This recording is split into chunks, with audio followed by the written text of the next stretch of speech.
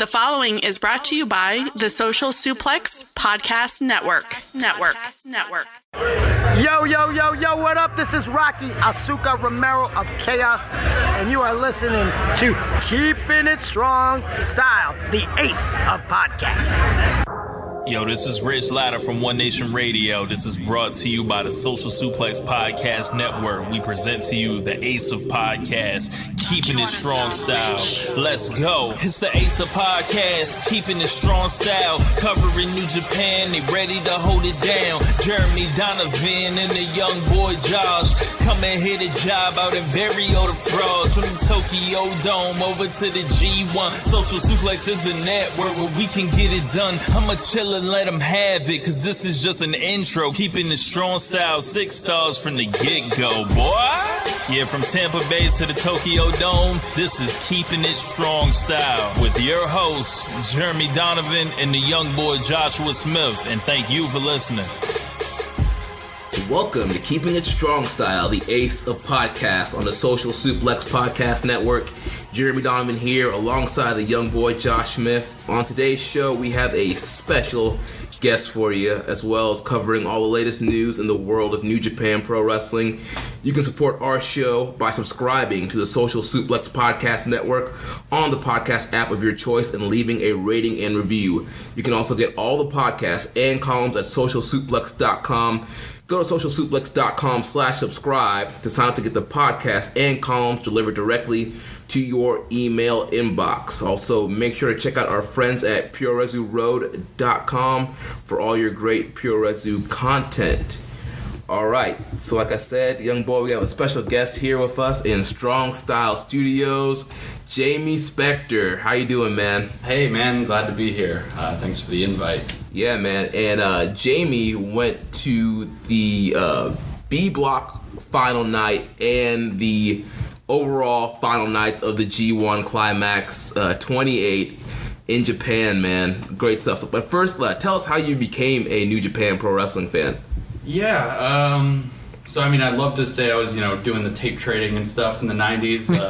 Not the case. So I actually started fairly recently. Wrestle Kingdom 10 was my first, jumping in point. Before I'd seen, Tanahashi and Nakamura matches from previous Wrestle Kingdoms, just on YouTube and things like that. Yeah. Daily Motion, for being honest. Yeah. But yeah, the jumping in point was really Wrestle Kingdom 10, and Nakamura was a big draw for me. That dude is just unbelievable. He's still one of the most unique characters in wrestling, I think.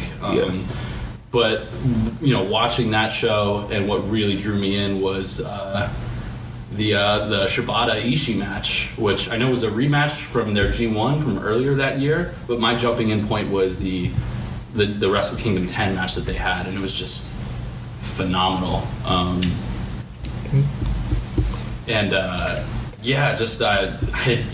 I hadn't really seen anything like that match. Yeah. The whole strong style thing was just... That was Ishii and Shibata?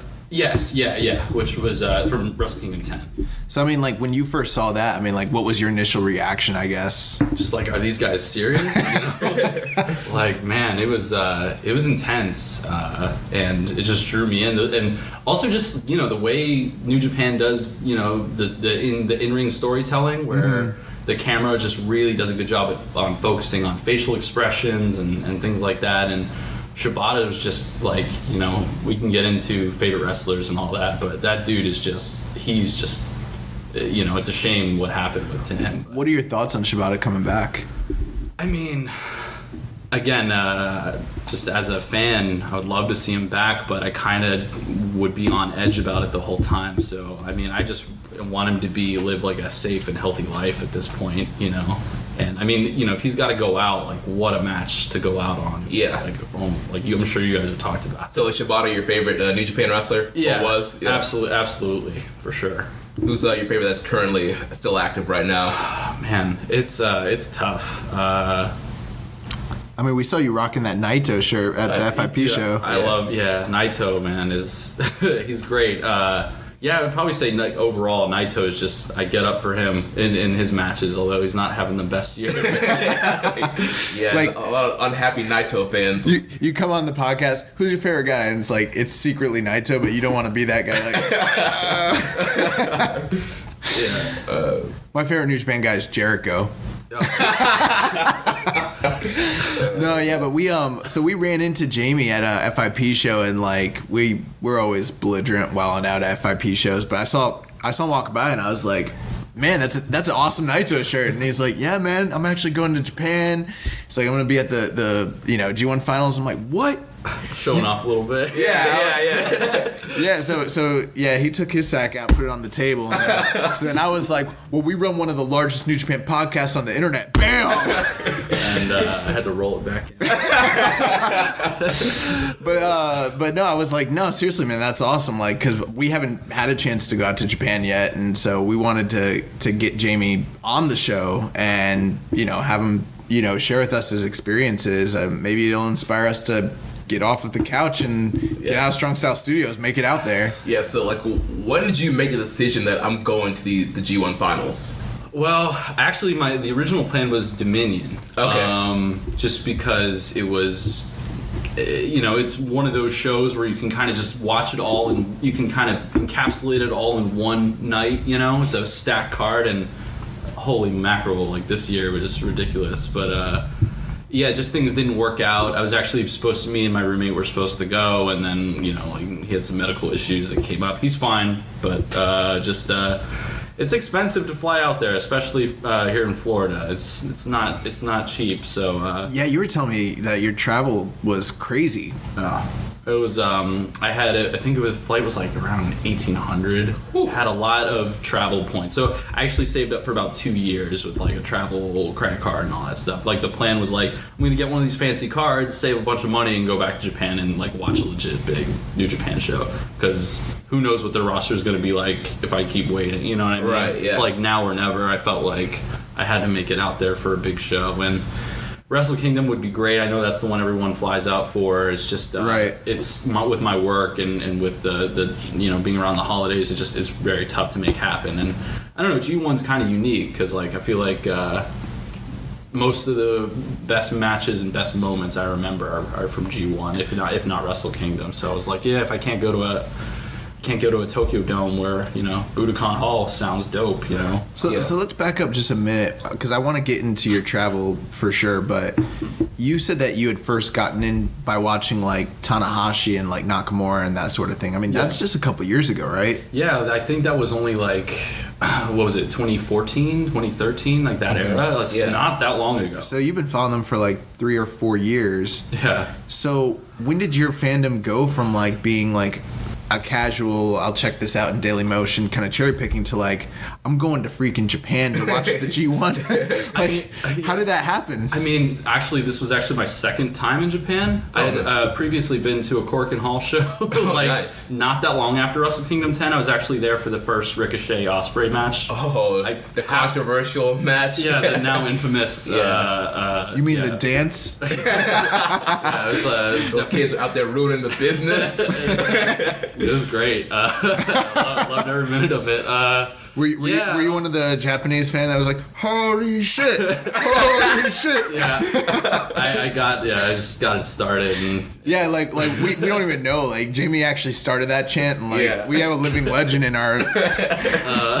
Yeah, I don't know. Like I feel like live wrestling is the most fun, like for me. It's like if you're not seeing it live, like what are you doing? And I mean you can't go to every show, but it's like I also just love Japan too, like the food and it's just like safe. You're not gonna get pickpocketed because my dumbass missed my train at midnight, and you literally can't get anywhere in the city unless you buy like $100 cab anywhere. So I'm walking home and it's 3 a.m. and I'm like, well, I'm not gonna get robbed. It's Japan, like I'll be fine. So like I don't know. There's just a lot of factors, but definitely the first show that I went to at Cork and Hall, that wasn't really like New Japan was just kind of like an ancillary, like let's add this on and it'll be fun, because I was just starting to really get into it. this was like, okay, well, I want to go back to Japan, and I really want to go to like a big New Japan show. So the first time you just happened to be at Japan, and then you're like, oh, there's a New Japan card, I'm gonna check it out. Yeah, absolutely. And like I didn't plan it around any specific show. The Super Juniors were just happening. So Korakuen Hall was awesome. That's a really cool. Yeah, that's definitely a bucket list item for me. And like, when I started watching New Japan, it was not too far before you, Wrestle Kingdom 9, where Jeff Jarrett was doing the co-promotion of that pay-per-view. It was when I first got, I've seen like Japan guys come to these states and like Ring of Honor, MLW, and like TNA/Impact, but I never really watched New Japan. And then like watched Wrestle Kingdom 9, then I started like watching stuff on Daily Motion and like YouTube and stuff, and then like I think like after Wrestle Kingdom 10, I was like, all right. This is lit. Yeah. See, not for me. It started when I picked up my Wrestling Observer and I reached out to some tape traders. I was 7 years old, and no, I'm just playing. I mean, honestly, I was kind of semi-aware of like some stuff going back to when I was like a little kid through the video games, through the Act Guy and 64 games. I think for a lot of us like that are similar age, Fire Pro. Yeah, I actually didn't get super into Fire Pro until like the new one. He's talking more like the WCW versus the World, and right. You had games. The you had GOAT, like the GOAT wrestling game. Guys like Yuji Nagata and like Liger and some of those guys were in those games. Yeah. Do you remember if did you have the WCW World Tour? Yes. That one had it had guys like Kobashi and stuff, and I think Hayabusa was in that as well. Yeah, they're like fake names. I actually had WCW versus the World for PlayStation 1, and that one is almost exclusively nothing but Japanese pro wrestlers, but they have fake names, so I did not know that they were real guys. Right, you just thought that they were like just random like creator wrestlers they threw in there. My favorite guy ended up being Shinya Hashimoto, who at the time I had like as a 9-year-old kid or 10-year-old kid, I did not know who Shinya Hashimoto was. And then later on, like when I found out who Shinya Hashimoto was, I was like, he looks an awful lot like that character Dojo I used to play with. Yeah, I think like Onita was in one of those early games. Yes. He would always have the barbed wire, either chair or bat, I can't remember. Yep. And I was just remember that, thinking that was like one of the coolest things. So, I don't know, I guess you could say, I could cheat and say my fandom extends that far back or whatever, but not really. I think without YouTube, like my fandom of New Japan would have never happened, but just because, YouTube happened, it really started with death matches, man. I was like, I started finding out about like these cactus piranha exploding C4 bomb. Like I was like, just like wild shit. Yeah. And you know what? It really just comes down to Mick Foley, because I was such a big, I was a big Mick Foley mark. You would hear all these stuff about Foley being in these crazy matches, and then once you get old enough to YouTube stuff, you're like, let me see what this like Foley stuff is all about. And then I started seeing the FMW stuff, like, and I was like, what is this? And then eventually, like, you just go down the rabbit hole, and eventually, like, you're watching Jumbo and, Mizawa, and you're like, wow, this is incredible. But, so you had a crazy travel schedule, though. Like, so, tell us, basically how it was over there, and, talk to us about your experiences. Yeah, well, I will say I probably won't go to another G1 for a while, just because August, and especially this year, man, like August in Japan it's rough. Like, we live in, Florida and Tampa and stuff, and the humidity is on another level. Like, it was way worse than it is here. Wow. I don't know, man. It's been pretty humid, like, the last week. Dude, last week was pretty humid. I never complained about the humidity, and I've been coming in, I'm like, Florida, what are you doing? It was worse there. I thought it was worse. It could be just, bias of being in a different place or whatever. Oh, no, I believe you. But just so you know, this is being broadcast to thousands. Yeah. No, but so I mean, like, it was really that bad though. It was pretty rough. I would say, definitely worth it. It wasn't anything that was like gonna hinder the experience too much, other than you might have to change your shirt. Especially if you're wearing like a black Bullet Club shirt or LIJ shirt. Sure, especially if you're out there drinking a bunch of strong zeros. Strong zero. Yeah, they got the Budokan's got the Asahi vending machines, so you can just load up. Also, they don't check check bags. So really strong, yeah. You can strong zero up. So we're big fans of like the Super J cast, the Pro cast. Those guys are always talking about when they go to Japan, they're always drinking that, and I'm like, what is that? Yeah, it sounds delicious. Yeah, I didn't have any. I know a lot of people in my hostel are all about that. Like, you got to start your day. You got to grab like 2 strong zeros. you get yourself. Yeah, like it was. I think it's like a Four Loko kind of, but maybe like better, but better tasting. It's supposed to be really delicious. Yeah, like it's like imagine if Four Loko actually tasted good, like and it wasn't like complete garbage. Yeah, I actually don't drink Four Lokos, but I always joke about like I'm always like, guys, let's get Four Lokos tonight. Like no one ever wants to. But our buddy Ben, who was over here the other night, what's up, Ben? Shout out, Jimmy Flips. Jimmy Flips. The other night, I was like, let's get some Four Lokos, and Jimmy Flips like, absolutely, I'm down. And I only say that to get people to disagree with doing it, but that man is reckless. Yeah. He's knowing him since 8th grade. Yeah, he's reckless. But I guess to actually answer your question for real, travel schedule. It wasn't too bad. I mean, it is a 13-hour flight or something from here. I actually flew. You said you were going to like Portland, right? So that coming back was pretty bad. It was about going up there. I flew right out of Atlanta, so it was a straight shot from Atlanta to Narita Airport, which is like about an hour train ride outside of like Tokyo proper. Gotcha. And that was about 13 hours, give or take, once you get to Atlanta and get on the flight. Coming back, it was like flew into Portland, and then Delta gave me like 45 minutes to get to my next gate after coming through customs, so thanks for that, Delta. Barium. Oh, man. Yeah, 0 star.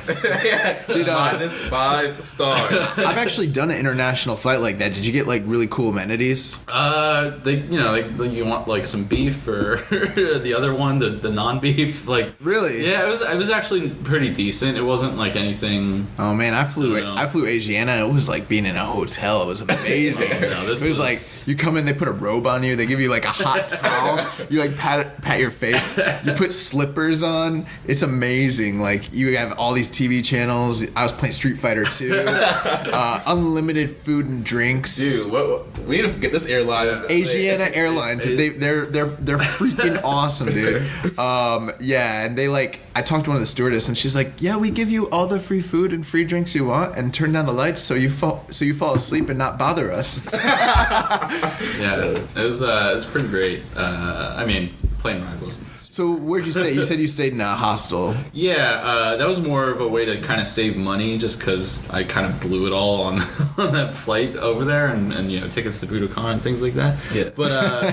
But how much was a ticket to Budokan? Well, it depends. So I actually was kind of an idiot, and I didn't really know like what all the different seat layouts were, because like I was on a time crunch, because I guess like the way to do it is like to go through one of these third-party sellers that will kind of hook up with the New Japan fan club, which sells the tickets early. Right. And that's how you get like the baller seats, like like right in the front or whatever. Wow. I missed out on that, and I was a month ahead, and I still missed that.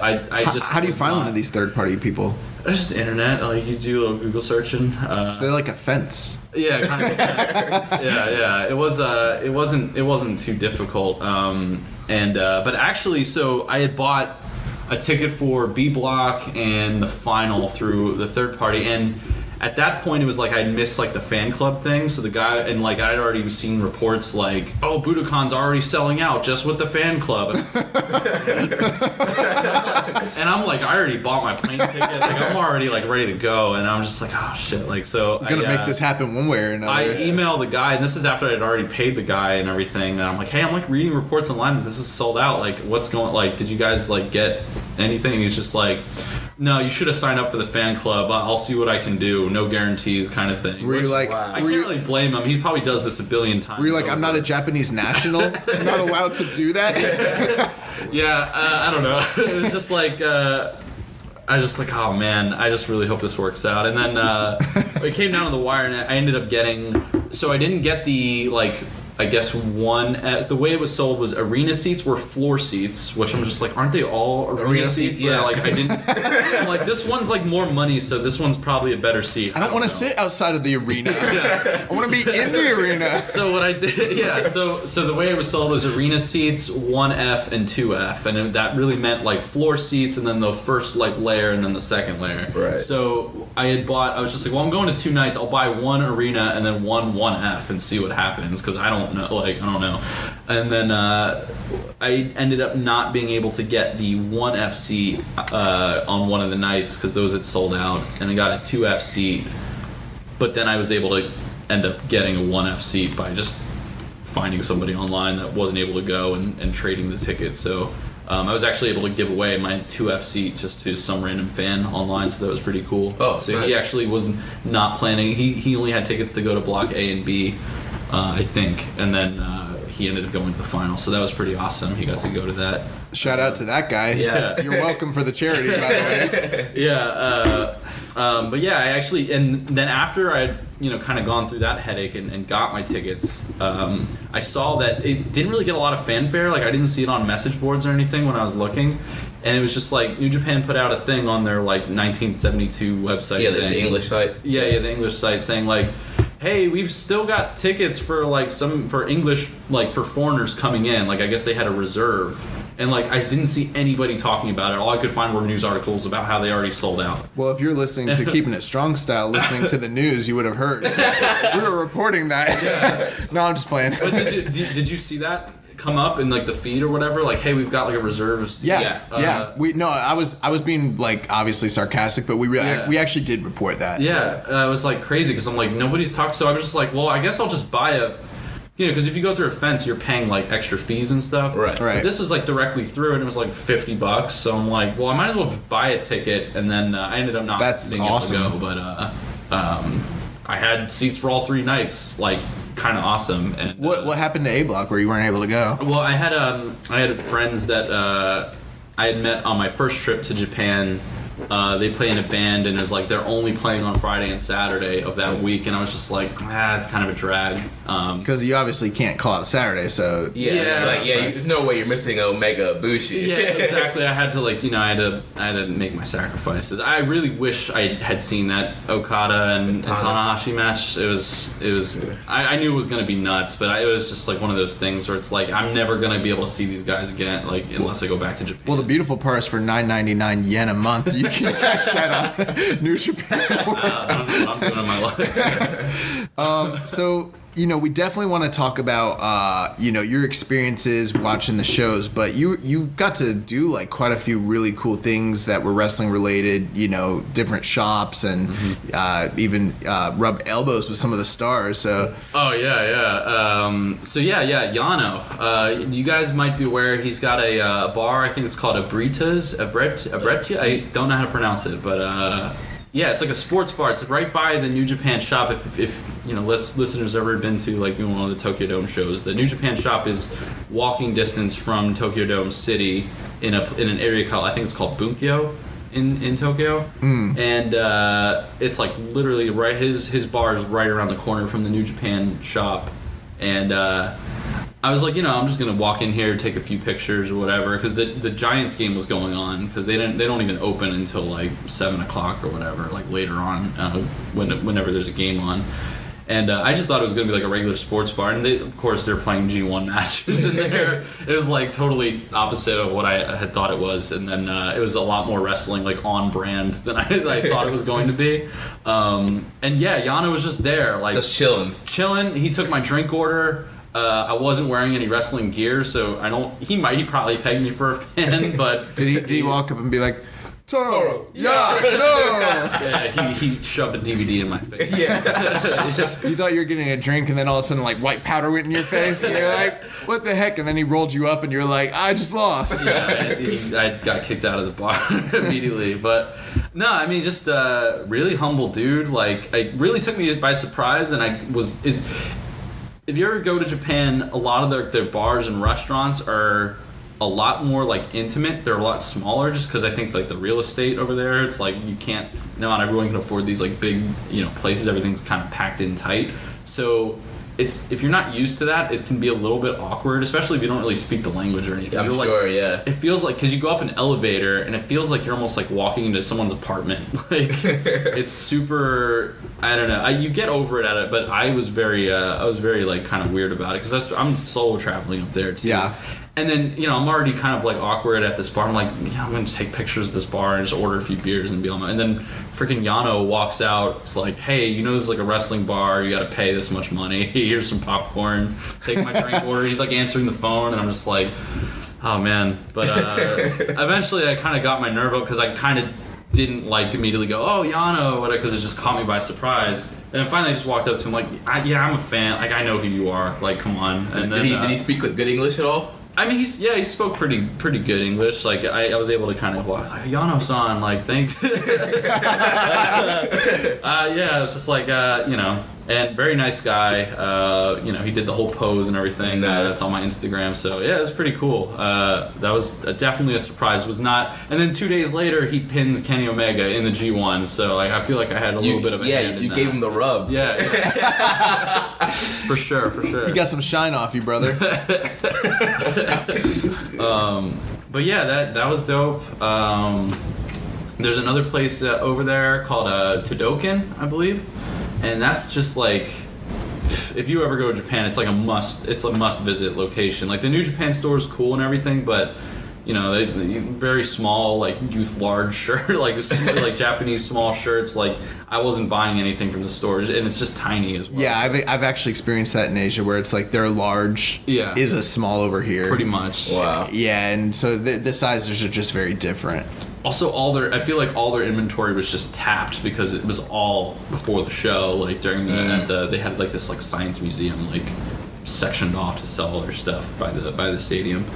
But or the arena, I should say. And but anyway, Todoken, it's kind of like its own. It's almost like a wrestling museum, like Puro and just wrestling in general. Oh, man. Museum. It's nuts. Like, it's got like everything from like sumo wrestler stuff to like Ricky Dozan stuff to just like tapes and tapes of just like All Japan and like Pancrase and MMA. It's got like everything. That sounds awesome. That's right up my alley. Yeah. Because I gotta go. Like, I love Purezu, like, for sure, but I mean, I'm a huge MMA mark. Like, I mean, I've watched extensive tapes from like freaking Pancrase, freaking Pride, Dream, K1, all that stuff. So I mean, like, even when I was in Asia, like, it was really cool. I remember being in Thailand and watching their sports channels. Instead of like it being basketball, football, and all that, it's like karate. It's like karate, Muay Thai, Capoeira. Yeah, and I was like, this is awesome. These guys are kicking each other. Yeah, for sure, man. Like, just everything you could possibly. It's like I didn't even buy anything the first time I went there. I was just overwhelmed. I'm just like, I'm gonna like spend all my money right now. So I had a plan to kind of like swing back on my last day, just so I'm not like hauling things around. Like, yeah, that's the way to do it. Hauling like I ended up buying like a Sasuke mask. Oh, nice. Spent way too much money on that. Why didn't you bring that over? It's in a glass case. You didn't want our grubby, marky hands on it. I was assuming when you told me you bought that you were gonna record with that on. Yeah, like channel the spirit of great Sasuke. Catch me at the next FIP show. I'll be rocking it out. And I'm not gonna be impressed if you're not wearing 10 belts around. If you're not like walking around with 10 belts, like, I'm not gonna care. Honestly, you probably could buy like 8 of those belts at this place. Like, that's how ridiculous it is. Like, yeah. You can buy the freaking J crown. That's awesome. We got to see great Sasuke WrestleMania weekend. We did. Wrestling so jealous, Joey Janela at Spring Break 2. And it was just crazy stuff, man. Yeah, I'm so That jealous. was a crazy match. It was. Just some of like all those death match spots he does. I was like, dude, you're gonna kill yourself. What are you doing? Yeah, So I mean, I know there's actually like all kinds of stuff. Do you follow Puresu Travel? I think is his Instagram. He actually wrote a whole he's got like a whole ebook of just like, hey, if you go to Japan, you're a wrestling fan, here's like exactly where you need to go. And like I think like Bull Nakano has a bar that you can go to. Every week when people listen to this show, it's just me and Jeremy rambling and saying nonsense. This is the most informational and instructive like episode we've ever had. Like, get your notepads out, your pens, like take notes. Get ready to sit under the learning tree for 2 hours. Shout out to that guy. He's very helpful.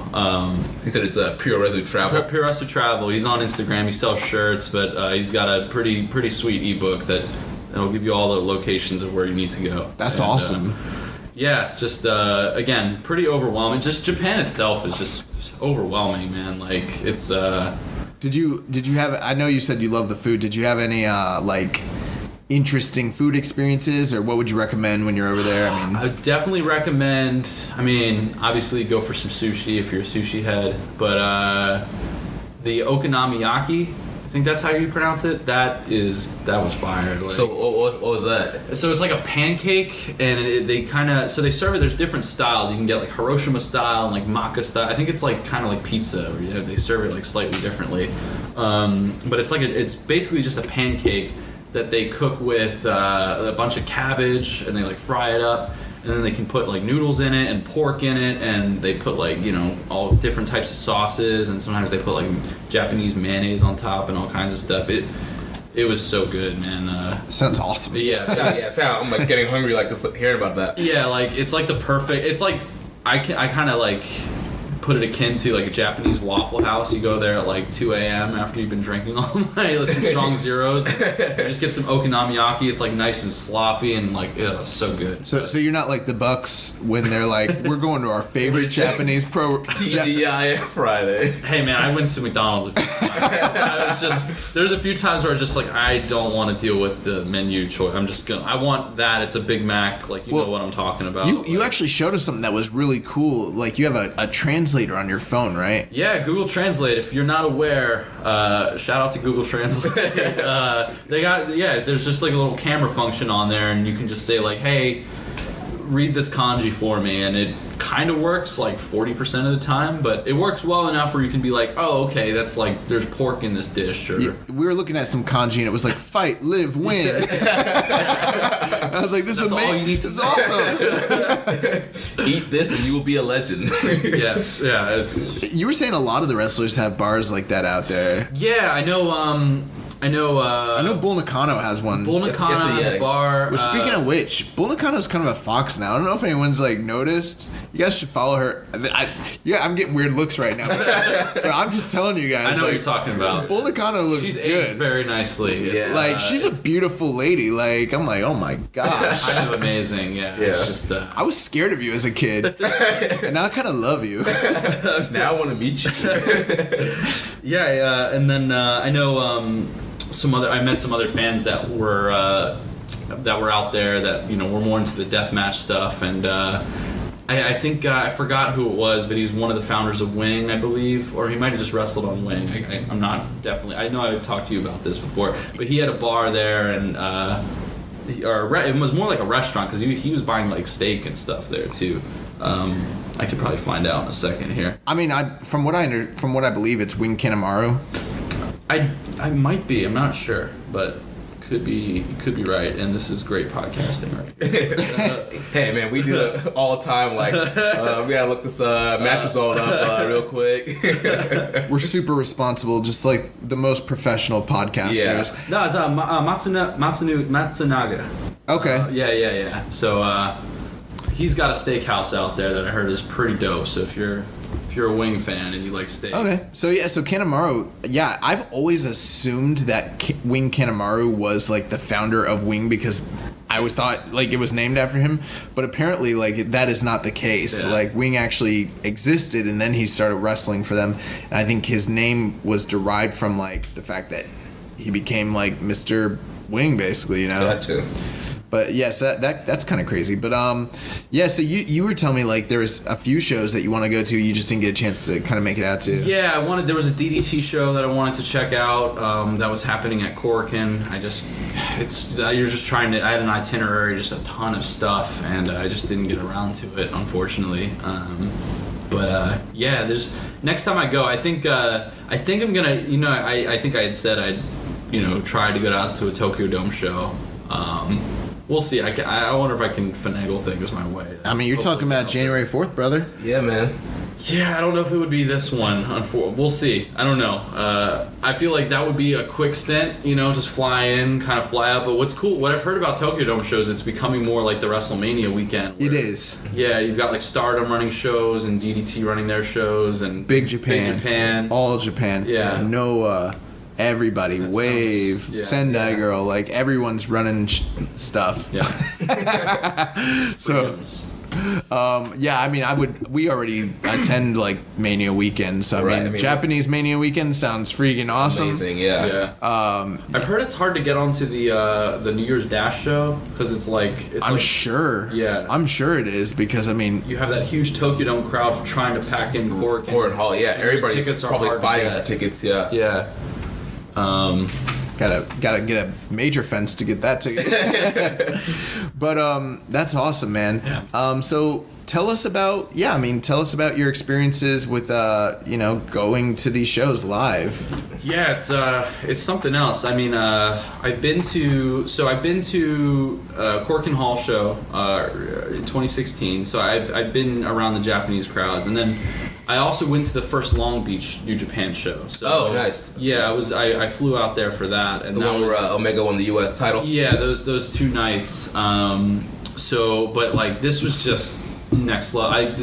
Those shows don't compare just to like the way, especially when you start getting into like the Tanahashi match, like just the way that the matches build and like the crowd like goes along with it, and it just builds and builds to like a crescendo. It's like otherworldly. Sounds like a religious experience. It really is. Like, it's hard to explain without just sounding like, I mean, you guys watch the show, like, you know what the crowds are like, just watching it, but just being there in it is it's crazy, man. I mean, we actually got to attend the produce show that Kenny did here in Daytona, and we did talk about the show on the podcast. One thing I was disappointed about was it was basically just being at like a really big indie show. So I mean, the fans were it was like a North American show. The fans were just very loud, boisterous, standing up, and I was like, this doesn't feel at all like a Japanese experience. I mean, was that what it was like in Long Beach, or how did that kind of compare to your experiences with Japanese crowds? Yeah, I would say Long Beach was more like just a really good American crowd. Did they kind of like follow the rules that are like set out? Yeah, I'm trying to remember now because I want to say that you got like the one thing you don't get in Japan is like the chants, the dueling chants, you'll get like people doing the some of the smarky crowds, like Osaka and stuff. Yeah. I mean, I'm sure you guys have been to a few NXT like Cork shows and here. It wasn't like on that level because that's almost like obnoxious to a That's point. like the smarkiest of the smart on the Largo Loop. Actually, no. I would say that some the Largo Loop crowds don't seem to know any different. Like it's more Full Sail, Full Sail is where it's really Largo smarky. Loop is like they barely knew who Keith Lee was the other night. Like I started like the old Bask in the Glory chant. Dude, we were at a show one night where War Machine came out and Ricochet, and nobody knew who they were. Wow. And like I actually when Ricochet came out, I got so excited and I was jumping up and down. All three, like me, you, and Rich, we're just like, it's Ricochet! It's Ricochet! And I accidentally elbowed this lady in front of me. She was just there with like her little kid, and I was like jumping up and down. I elbowed her and I was like, "Ma'am, I'm so sorry." But it's Ricochet! And then I was like, "But it's freaking Ricochet!" And like we're like literally like no one was reacting, and we were like, "You're watching greatness and you don't know it. You paid $10 to see the king." Who did he wrestle that night? Velveteen? No, he wrestled Adam Cole, baby. Yeah, that's right. Yeah. So, It was awesome match. Yeah. So that didn't happen. But what you did get was so the guy next to me was all in on Ibushi, but by the time like Tanahashi won, he just kind of was just like, I can't boo. Like, I can't. I gotta clap for my man. I'm just like, dude, like, yeah. And then that you had that like 5-minute air guitar solo. Like by the time you got to the air guitar, it was just people were just losing their mind. It was people get up for that. It was ridiculous. Tanahashi one of the greatest guitar players in the history of modern man. One of. You got like Stevie Ray Vaughan, and then Tanahashi. So let's talk about. So you were at the B Block night first. So like, what was your favorite match like from that night? Well, so I had floor seats for that show, which was really cool because I was pretty close. I will say the Naito and Zack Sabre match. Mm-hmm. I'd spoken to you a little bit before the show. That one was tough because Zack Sabre's a lot on the mat. It's a lot of mat work. Yeah. And being on the floor, you're missing a lot. I mean, you can look on the screen and see, but it's like you're constantly doing these like rubbernecking where you're kind of like looking back and forth. Yeah. So I feel like I wasn't really seeing all the spots that I really wanted to see, so I had to go back and rewatch that. But I mean, just going back and rewatching all those matches again, Kenny and Ibushi that was ridiculous. It was really, and I was listening to your show, talking about it, and what they pulled off, because obviously they're either gonna have another match or they're not, but they're obviously planning like, hey, if we stay, we're gonna build to another match. So they're not pulling out all the stops. Plus, Ibushi had to wrestle like the next 24 hours from that. Yeah. So I'm sure they weren't completely trying to kill themselves. So I just thought that what they were able to do while also showing the restraint, that's got to be so hard. You know what I mean? Those guys they're so talented. Like they can hold back. They have the ability to hold back and still have like a phenomenal match. Absolutely, and that's got to be like because clearly they probably didn't want to have that match. I don't know if that's like more kayfabe of him talking about that. Like I don't know how much of that is a storyline, but they clearly didn't want to put it all out there just yet. So, but they were able to have the quote unquote 5-star match while also holding enough back to give people more. And I just thought that was like, that's got to be so hard and difficult to do. And they did a fantastic job doing that. Yeah, so, man. Like for me, like I've become like a mark of just like big moves and big spots and like high-paced action. We all are. I mean, So like they were like just doing like wrestling fast, killing each other, V-triggers, chops, lariats, like flips. I was like, this is freaking amazing. I know there could be a better story, but they're killing each other and I'm loving it. And that's the thing, like, I'm talking about restraint in a match where he almost destroyed Kenny with those double knees. Like, you know what I mean? Like, there were still like wild spots in that match, not to take anything away from what they actually did. I wouldn't even say that the restraint so much was the physicality of it, but more so like the story elements of the match that could have been there and the drama of the match that could have been there. That's to me what was lacking. And again, I mean, you're talking about a near 5-star match, so I mean, how much can you really complain about something like that? Yeah. But I mean, after 6 years, watching these two guys and dreaming of the moment when they're finally going to wrestle again, I was a little bit disappointed by it. Yeah, I totally get that. I mean, if you want to compare it to some of those earlier, like the Naito Kenny Omega matches from like the year before, where they made it to the finals, or even like the one before that, it's very similar to that. Kind of, where there's like they're not really in a feud, other than they just both want to win the G1. Although there was a little bit more going on because they're not like a tag team or anything. There's no like. Well, Naito and Omega kind of don't like each other. You can kind of tell. There's a lot of like heat between them. Yeah, for sure. But whereas I think Kenny and Ibushi, they might like each other. I don't know.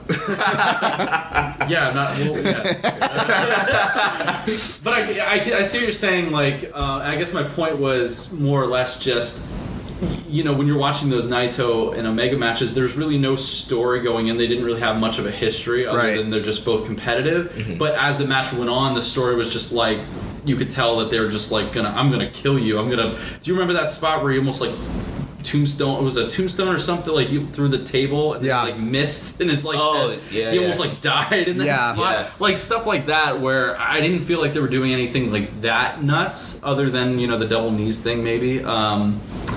But they're just not ready for that story yet. I think they're still going to be tag teaming. They can't really show that aggression just yet towards each other. Right? Yeah, they're not ready for it. So, I mean, like, being in the crowd, what was the split like? I mean, was there a split crowd? Who were they supporting? What did it feel like? I guess on just in that match specifically. Yeah. Omega Ibushi, yeah. A lot of people liked Ibushi. Like, people like Omega, but he's the champ, you know? It's Right. like, I think a lot of people just assume the champ isn't going to make it to the final. And I guess, like, Ibushi makes a little bit more sense. So I wonder if that had more to do with it. But, yeah, I mean, you had a decent split both ways, but I was feeling a little bit more Ibushi. And I'm sure if I watched the tape back, it's probably like, oh, clearly it's Kenny. I don't know. Yeah. Maybe it was just my section. But Ibushi had a lot of, like I said, even in the Tanahashi match, like, they're the guy he was all about Ibushi, even though if you go back and watch it, like, most people were all about Tanahashi. So yeah, it was very interesting for sure. What was the response to the Naito and Zack Sabre Jr. match? Because that was a big point of contention. People did not like when Naito lost. They were not happy, and Zack's such a prick. Like, he's so good at that. Like, Yeah. As much as, like, I'm a pretty big Naito fan, but I thought it was I thought it was good for him to lose, because I didn't think he was gonna win. I just, when I was listening to you talk about how it was just Tanahashi's year this year, just like going in, I kind of felt that too a little bit, especially when after he beat Okada in that match the way he did. Or I'm sorry, it was a tie, right? Yeah, draw. Yeah, they draw. But I mean, he clearly was like kicking Okada's ass that whole match. Let's not mince words. He beat Okada.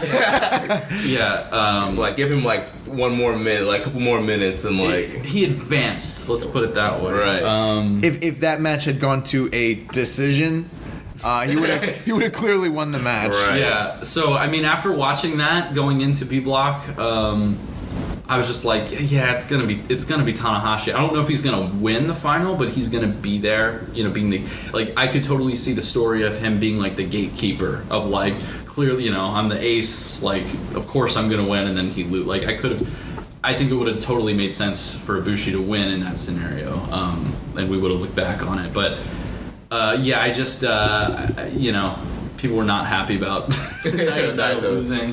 What was, like, the general consensus as far as, like, obviously, like, there's been a lot of people talking about Naito's year and, whether the booking decisions have hurt him. I mean, being in that crowd, did it feel like he was over, or did you Yes, for sure. Naito is still very much over in Japan. Just actually there's like a little kid in LA just decked out in LIJ stuff. And he was very upset when Naito lost. I felt so bad for this little kid. I almost feel like they're testing, like, how many times can we make him lose before he, like, starts losing, like, crowd interest. But it seems like it's not, like, he's still over. He's still getting, like, cheers, still selling the most merch, and he's, so it's like, well, we don't really have to put the belt on him or push him that much. He's still super over. I mean, you could compare it to. I'm trying to. This might not make total sense. I'm thinking it off the fly. Yeah, I was gonna say Tanahashi last year, where he was kind of he wasn't winning all his matches. He's having blowaway matches with Billy Gunn and for the IC belt. Like he was just kind of not a non-factor, and then all of a sudden, you heat him up, and he's like the ace again. Like, you could totally do that with Naito, and it makes sense with his character to kind of always have a chip on his shoulder. So I can see where they're like, it's got to be tough to not pull the trigger on a guy this over, but it's like, are you really gonna, like, we got so many great Okada matches for him. Like, now I'm going back to last year's wrestling. One thing not to get off subject, one thing to keep in mind with that, and I think we haven't mentioned it, but it's worth mentioning. Tanahashi did win the G1, and he is having a good year to some extent, but the reality is like, he still isn't the ace. You know what I mean? Like, he was in the easier block for sure, and even though, like, he beat everybody for the most part, he didn't beat Okada. He lost to Jay White, and then he still has suffered these big losses this year. So it's almost kind of like a facade. You know what I'm saying? Yeah. That it's like he's back to where he is, but in reality, he really isn't. he got almost like favorable booking and like the right circumstances. I don't know if you put him in kayfabe in that B block that he wins this thing. You know what I mean? Right. Yeah. He probably wouldn't have. And I think that's where some of the interesting storytelling. That's all by design, man. It's by design. It's by design. Yeah. When you're when I was thinking about it, like you just like look at the blocks. It's like that block was built around Tanahashi, like the way it was, right? Yeah. Like Even him not beating Okada, and we'll get into it, but they're gonna have a rematch here shortly. Like, it is all by design.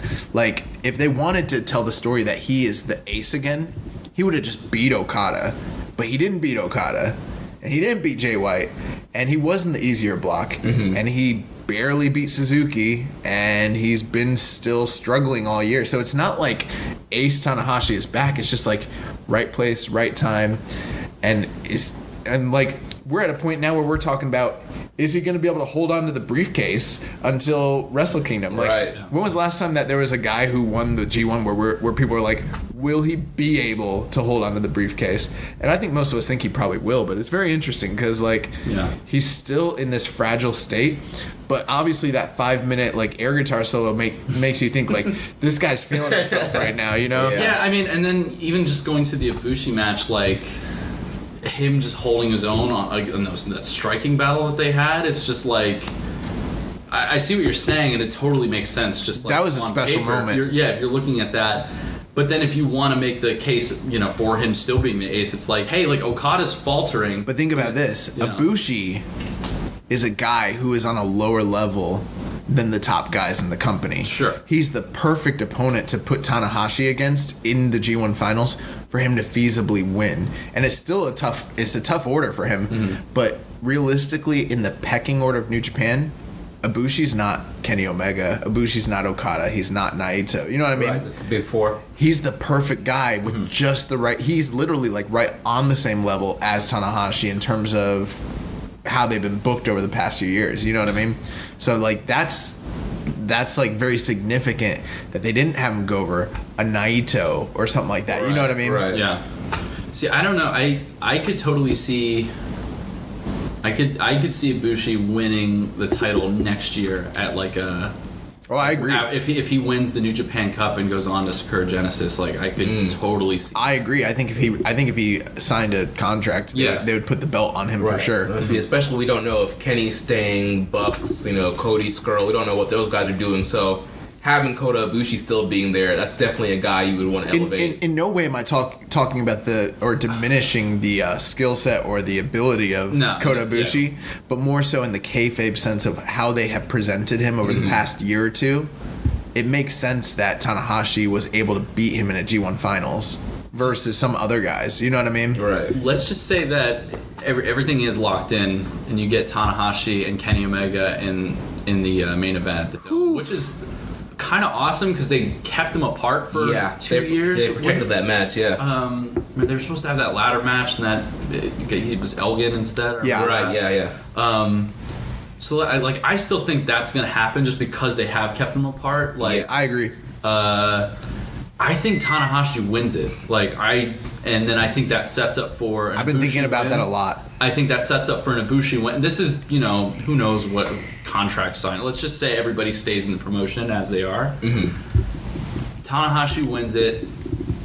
Ibushi goes on to win the New Japan Cup, and then wins the title, and then that sets up a feud with Kenny later on. I mean, if you're gonna have a guy only have a 3 or 4 month reign, Tanahashi's the guy you do that with at this point. Exactly. So to be a quote unquote transitional champion, that would make sense. And I mean, I don't see why that couldn't happen. I mean, I don't know if that's what my opinions are yet.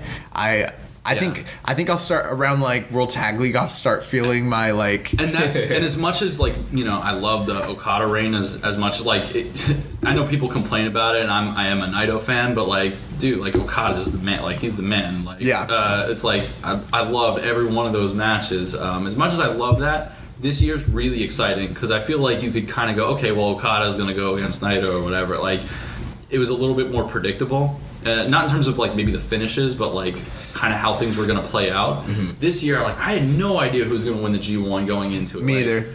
I don't really like, and it's exciting. Like even the fact that we're even talking about possibly Tanahashi like losing the briefcase or whatever going into, and like that's even in the conversation. Whereas like last year you wouldn't have said that, right? Like I think that's so exciting. For this I think year. a couple things is like they've talked about this. Like Dave's talked about this. Different people where like the idea is that hypothetically New Japan wants to do Naito and Okada next year, 2020. It'll be January 4th. It'll be on a Saturday.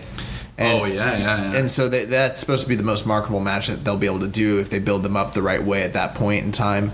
But then like there's a few other things, you know, just to kind of, I don't know, consider with all this. And actually I forget all the points that you were saying. So many good things.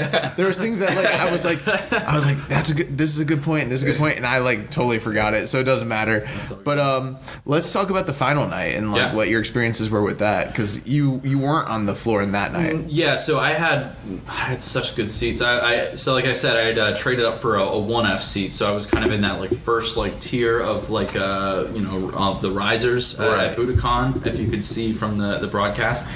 And had like a bird's eye view. I could see everything that was going on. It was perfect. And it was just I guess people were getting up for some of the tag matches going in, but people were waiting for that main event. I know you guys had talked about it. Like the final this year was just about that Tanahashi and Ibushi match. Like.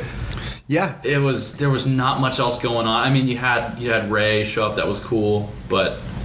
Yeah, it was surprising because usually you feel like that's one of the big 4 pay-per-views that they do sort of deal, and it wasn't this year really, but it was all just built towards the G1 final. Right. Which, just being selfish, I would, because I was there and I paid for tickets and stuff. It would have been cool to see some of those, but they are running more shows. They've got like all these U.S. shows, so it does make more sense that they would want to hold off on some of those. The Destruction Tour is more stacked than it's ever been before. Destruction too. Tour looks cool. We'll talk about that. We'll talk about that, but that also makes sense. And if Hiromu didn't get hurt, we probably would have seen a junior title defense. Yeah. I would think. Is LIJ ever going to defend those junior tag titles? Or not LIJ, Suzuki-gun? Who was there to defend against? They have beat Roppongi 3K a billion times. I don't know. I don't care who they defended against. They just need to defend those belts. Like there needs to be a 60-day rule. I don't know what's going on. I want Harold May to come on screen and address them personally, and then order a tag match right then and there, SmackDown style. Just get Fale to drop some weight and you can team with Ishimori. Oh my god! Did you ever hear when Tangaloa said that he wanted to drop to Junior? Really? Yeah, he did an interview on Killing the Town, which is Don Callis' podcast, and like I forgot what he was asking them about their future or whatever, and Tangaloa's like, I really wish I could like drop to junior, be a junior heavyweight. It's like, I love the way they wrestle. I would love to like wrestle. I'm like, what? I wonder if he's being serious or just trolling, or like if he just knows that like he's never gonna make it as a heavyweight and his only shot is to be a junior. I don't know. He sounded kind of serious to me. I don't know, man. Those juniors work so freaking hard. Like, I don't know. So I mean, on the final night, like you saw. What stuck out in your memory? Like, what was memorable? As far as the undercard goes, just in general, the whole night. Yeah, I mean, outside of the main event, I thought some of the stare down that Kenny and Ishii had. Ooh, yeah. People were like, really excited for that. People really got into Honma showing up, although that was more of a B block thing. He did show up on the final, but people really got into that B block. That's awesome to hear. Shibata showing up, like that was people were just. Bro, I think I would cry if I saw Shibata. Like, yeah, dude. When I saw him out there, I was like, "What?" If I like saw Shibata, I would like get down my hands and knees and like bow. That was something else. That was just their whole history together. It makes that whole thing really cool. Yeah. We actually have a couple. Well, we have a buddy that's a local wrestler here that partook in the training camps out in LA with Shibata. Really? He's going to be coming on the show here in the near future. We just got to He's already agreed to it. We got to pencil him in. We got a lot of like interviews plus all this New How's his Japan PK? stuff. Like pretty good? Like, Yeah, I don't know. He was telling us about like the way that they teach him to bump and it's totally different, and they're like, no, you bump this way. That's so awesome. And like he said Okada was there. Yeah, so Okada was just like tossing them around and stuff, which is that's crazy. Yeah. There was a memorable thing. There was a lady who was just super into Yoshihashi. I don't know if she was being, What? like, I don't know if there was just a level of Japanese irony that I was missing out on, but she was like way into Yoshihashi. There's like It was pretty great. There's like a very super like into it. small contingent of Yoshihashi fans. We don't even know if it is small. It could be large. We don't even know. I mean, we know like my boy Mr. ACP like always grills us every week when we make fun of Yoshihashi. We have a regular listener, Mr. ACP. What's up, Mr. ACP? If you're listening, we actually met up with him at the Daytona show. He's every so often in our comments and stuff, he's always taking me to task 'cause we disagree a lot. Plus, I say a lot of foolishness on the show. But he loves I don't even know if he loves Yoshihashi, but I think he just like wants him to get a fair shake, and I just bury the crap out of Yoshihashi. I freaking hate him. So I'm like, there's people out there that are really into like Yoshihashi. Yeah. That sounds crazy. The loose explosion, man. He's got his fans, but What was like the general reaction to like Ray? people were into Ray. I think like he's only been in Japan for that one show, or was that a US? Was that only the US show? No, What was that? he worked New Japan this year. Was it Dominion? Was it Dominion? Yeah, it was Dominion. It was Dominion. Okay, He teamed with Tanahashi and Kushida. Prior to that, he'd only been in Japan for the Super J Cup but that was in 96, 95. Yeah. That was for War. Yeah, but people know Ray. Of course, Yeah. like they know who he is. So like people were into that. And you can tell when the reaction is just like it's like a low roar that kind of like builds up. Who would you say were some of the guys that got like the biggest pops? Like who seemed like the most over? Naito for sure. Would you say he was the most over? I mean, In terms of like Tanahashi, not in terms of like matches, but in terms of like when they come out and like, Naito. music hits, yeah. Naito. It's just like it's just because he's got he's got the best music, of course. I mean Suzuki, but No, Naito. Actually, I saw this GIF the other day where it was like there's a murderer in a house and he's looking for like somebody, and it was a wrestling fan, and he was like he does the first part like the da da da da, and then like the wrestling fan's like Kaze ni nare. Oh my gosh. what I did find interesting was Okada had kind of a muted reaction coming out. I don't blame him. He's still wearing them pants. Yeah, just like. How do you feel about the Okada pants? You prefer the pants or the tights? Okada's got those ham hocks, man. Like, he doesn't need those pants at all. But his new character, I think the pants work a little bit more. He's a little bit more down on his luck, and he's just like, I don't know, I'm trying new things. He's like going that weird puberty stage where he's just like, he's like, I don't want. He's like, I'm ghetto. He's like a weird, like, get out of here. Like, I'm gonna do my own thing. Yeah, I don't need you, Dad. That's Gato, you're not my real dad. I feel like he's just like breaking out of that, Nakamura kind of brought him up, and he left, and he's like, he had his reign, and he's abandoned, and he's just like, I lost my belt, like what's going on? Remember the time he tried to fight his dad and then he got armbarred? But yeah, I found that really interesting because even though Naito's losing like every night and he's still getting these crazy reactions, Okada on the flip side, people are just like, yeah, Okada, whatever. Like, I think one of those weird points that I was trying to make was, basically people have talked about how the Naito fans, especially in the U.S., for so many years, and we're talking for years and years, we're going back for like 4 years. Yeah. They keep being told, just wait, next year. And people over here, and I don't really blame them, they're starting to feel like, well, when's it gonna happen? Yeah. Because I've been told this before. But like you were mentioning like Okada's great reign, and from a marketing and a business standpoint, if the guy's still over and they drew all those houses with freaking Okada, they probably made the right decision back at Wrestle Kingdom last year. I think they did. I was, I'm more of a fan. It's so weird because it's just like, as much as I like certain wrestlers, like, I just like overall pretty much everybody on the roster. Right, I think you know what I mean? We're the same way. We had this discussion a while ago. It's like, it's hard for me to say who my favorite wrestler is. Yeah. Like, everybody, for the most part, is like so awesome. Like, wrestling is such a high level. It's like... My smarkiness has really made it hard for me to attach myself to one guy. Yeah. You know, it's not like when I was a little kid and I loved The Ultimate Warrior. It's not like that anymore. Yeah. By the way, Ultimate Warrior would beat everybody in New Japan right now. And what's cool though too about like Naito lost because of his own like hubris, right? Like it all made sense. Did you pick up on that during the? I didn't. I'm too stupid to pick up on it. Oh, sorry. During the Zack Sabre match, did you pick up on the fact that he pointed up to everybody and was looking for the chance, and he started doing the Stardust stuff again?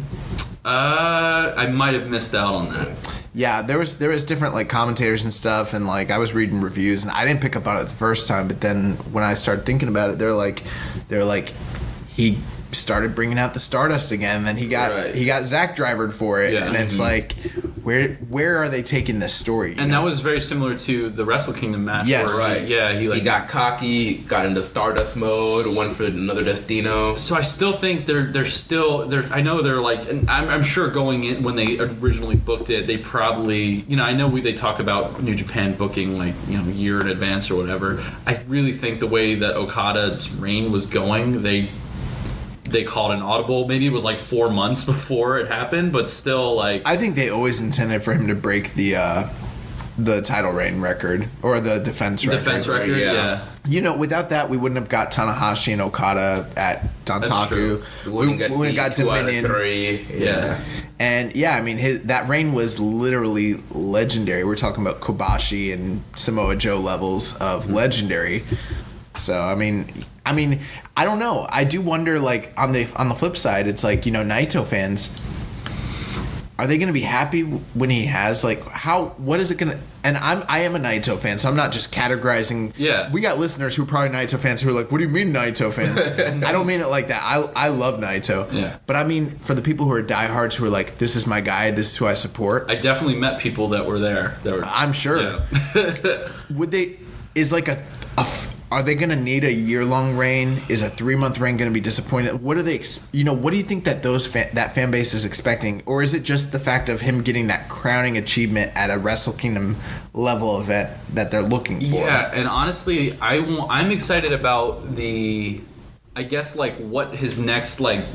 Because I feel like Naito is one of the deepest like characters in wrestling. He's got one of the best like long-term stories, just in not even just in wrestling, just in like storytelling in general. Like the way it's been done is so awesome, and that's why I'm such a fan. Also, he's just charismatic as hell. Like, so you mean like he's one of the best characters in all of like cinema and modern mythos? Yeah, kind of. Like, yeah, like, I mean, just the Shakespearean levels of like greatness. It really is. Like, if you want to, hey, I watched The Wire. I watched good shit. Oh, like, man. We got to talk because Wire's my favorite show of all time. Yeah, we'll save it for The Wire, Wire style. We'll save it for our Patreon. Yeah. It's like, I feel like I would have some good takes, but like, just like Naito's his story, and that was one of the things that like really got me into it, like when I kind of like look back at the history of all that stuff and how long they've been building it. And yeah, I know they haven't really pulled the trigger, and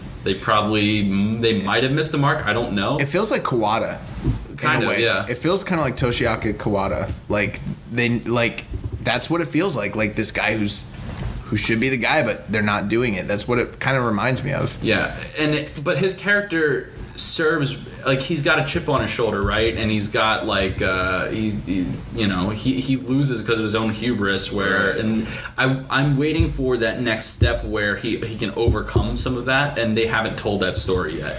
And that's what I'm waiting on, more so than him winning a title belt. What's your take on people's opinions that the Tranquillo thing is a facade?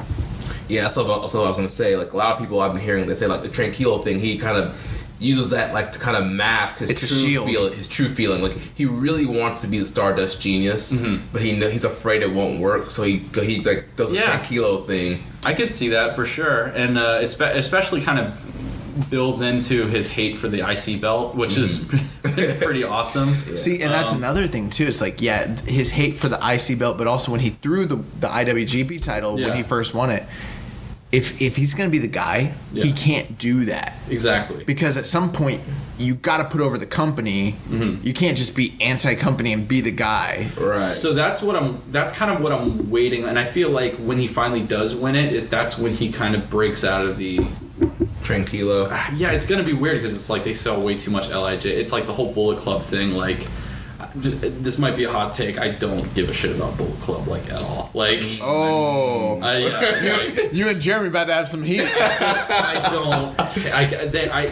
The only reason they're still keeping it around is because of the merch. Right? Jeremy's been formally trained, so I mean, I know. Like, he's about to shoot on you, brother. To me, that's the most like it's been the least interesting stuff about New Japan. Well, we do an awards show every year, and we've been thinking about like what's the most compelling like feud of the year, and there's been so few feuds that have gone beyond just a 1 month program. The one constant throughout the year has been the Bullet Club stuff, and even that has been like you thought it was going to go one way, and you never really got the payoff you thought you were going to get. It just kind of like, for instance, like Cody and Kenny. You know, we got 2 matches out of it, and it took a super long time to get there, and it wasn't as compelling as he thought it was going to be to get there. Now you got this God and Kenny stuff, and it's kind of like, it just feels like we're killing time with something that we could be doing way cooler stuff on the. Like, I don't even know what the point is. I mean, like I like Bullet Club, but even me, I'm like, what are they doing with this feud right now? And honestly, like I think the whole God thing. And I could be completely talking nonsense here, but I think it takes away from like your Jay Whites, where you've got kind of like a similar kind of like. Oh wow, we got a Jay White fan here. I don't even know if I'm like a huge fan of like he's Trent Reznor or something, like that's his gimmick, right? We got buddies of ours. What's up, Rich? We got buddies here who don't like at all. Really? Like, I'm willing to give him a shot. I'm still not fully like on board, but I think I think the Tongan stuff kind of takes away from him because they're too similar. Like we don't give a shit type heels. Right. And it's just too much. They're too similar of characters for New Japan. And like my problem with the whole Tongan stuff was like they left San Francisco like with all the heat, like this big angle. Like these guys were like. They were making these guys out like they were going to be like the main event, like top thing. And then you go into the G1 and they're doing all these stupid DQ finishes. Yeah. And when they do have a clean finish, they're losing. It's like they kind of like killed all the heat for it. Like Tama Tonga lost to Kenny Omega. It's like, what's the point then? He can't beat Kenny Omega. Then he's not going to beat anybody else in the Bullet Club. Like, I don't know. Yeah. I like their whole thing is just like, well, we're gonna get heat by not having good matches. Right. I guess, which I don't. We're gonna have bad matches. We're gonna like just curse and like flick everybody off. And which you can do, but like. I don't know. I just feel like it's a little. It's not why I watch New Japan at all. Right. So, and I feel like a lot of people feel the same way. So I'm not. So I think that we've. I think this discussion's been awesome. But I do want to get back to your final night and kind of wrap up on that. But before we do that, did you have any interactions with wrestling fans there that kind of like? You could give us insight to like what the Japanese fans like, what their opinions are, what they're thinking, that sort of thing. So I didn't really, other than just kind of picking up on the people next to me being like big Ibushi fans, and you could bring in your own booze, so they're just they're getting into. They had a bottle of shochu, man. They're getting into it, but no, I mean I don't really speak the language, so I'm not really like talking to too many fans. I did meet a few people. Foreigners. I met someone from the UK who was at the show. He was actually staying at my hostel. I was wearing. I'd gone to Minoru Suzuki's pile driver shop and I bought a bunch of stuff there. Really? Yeah. Oh, that's awesome. Yeah, I was trying to catch him there, but he wasn't there. But I was talking to him and just he was like he's like super not into the tag match. He's like, yeah, I'm just gonna show up later after the tags are done. I don't give a shit. Like that was Suzuki. The guy I was at my hostel. Oh, I gotcha. was wearing the Suzuki shirt. He saw that's how. I literally thought like Suzuki told you like I don't care about these matches. And I was He like, probably doesn't, honestly. Yeah. He's probably just like, we're buying more socks. Like I think like Suzuki doesn't care about the G1 at all. He's like, I'm gonna mail this in, and you know when it comes time for like King of Pro Wrestling, I'm gonna put on a classic. I guess you see a lot of the typical stuff that you would see at like a WWE show. You got your cosplayers. This was one girl dressed up like Evil that was actually killing it. Like that was pretty awesome. Like all your LIJ fans that were there. You had a decent amount of like Bullet Club fans, Japanese Bullet Club fans, believe it or not. It was just people are really, and this is something I've noticed outside of wrestling, like because I went to like a few like concerts and stuff when I was there. Like Japanese crowds just in general tend to like really just hone in on what's happening in front of them. Like I went to like a punk show. Nobody was like moshing or doing anything. It's like they're watching what's happening on stage, and what was happening was nuts. Like that's what I need to be at because I love hardcore music and stuff like that, but I don't like moshing, and I'm always like that. I've been in a mosh pit one time before, and I was like, oh my god. And that's I don't know if I'm just grasping at straws here, but like I feel like there's a similarity between just like the culture over there for how you view a performance, and like you don't try to make yourself any kind of like you don't try to get yourself over. More or less.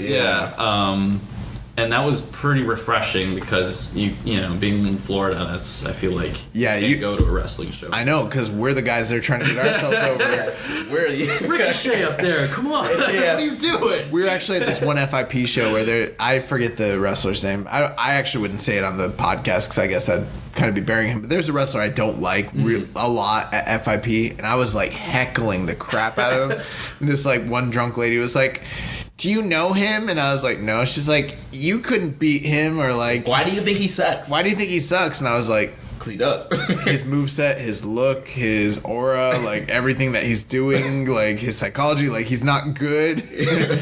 And we're like those heckling fans. It's kind of bad. Sure. It's I don't want to like bury what we do in America that much. It's just you should, because it's awful. Yeah. At times it can be really bad. But I want to go to a New Japan show where I sit there like respectful and like I don't stand up and I'm like Ibushi.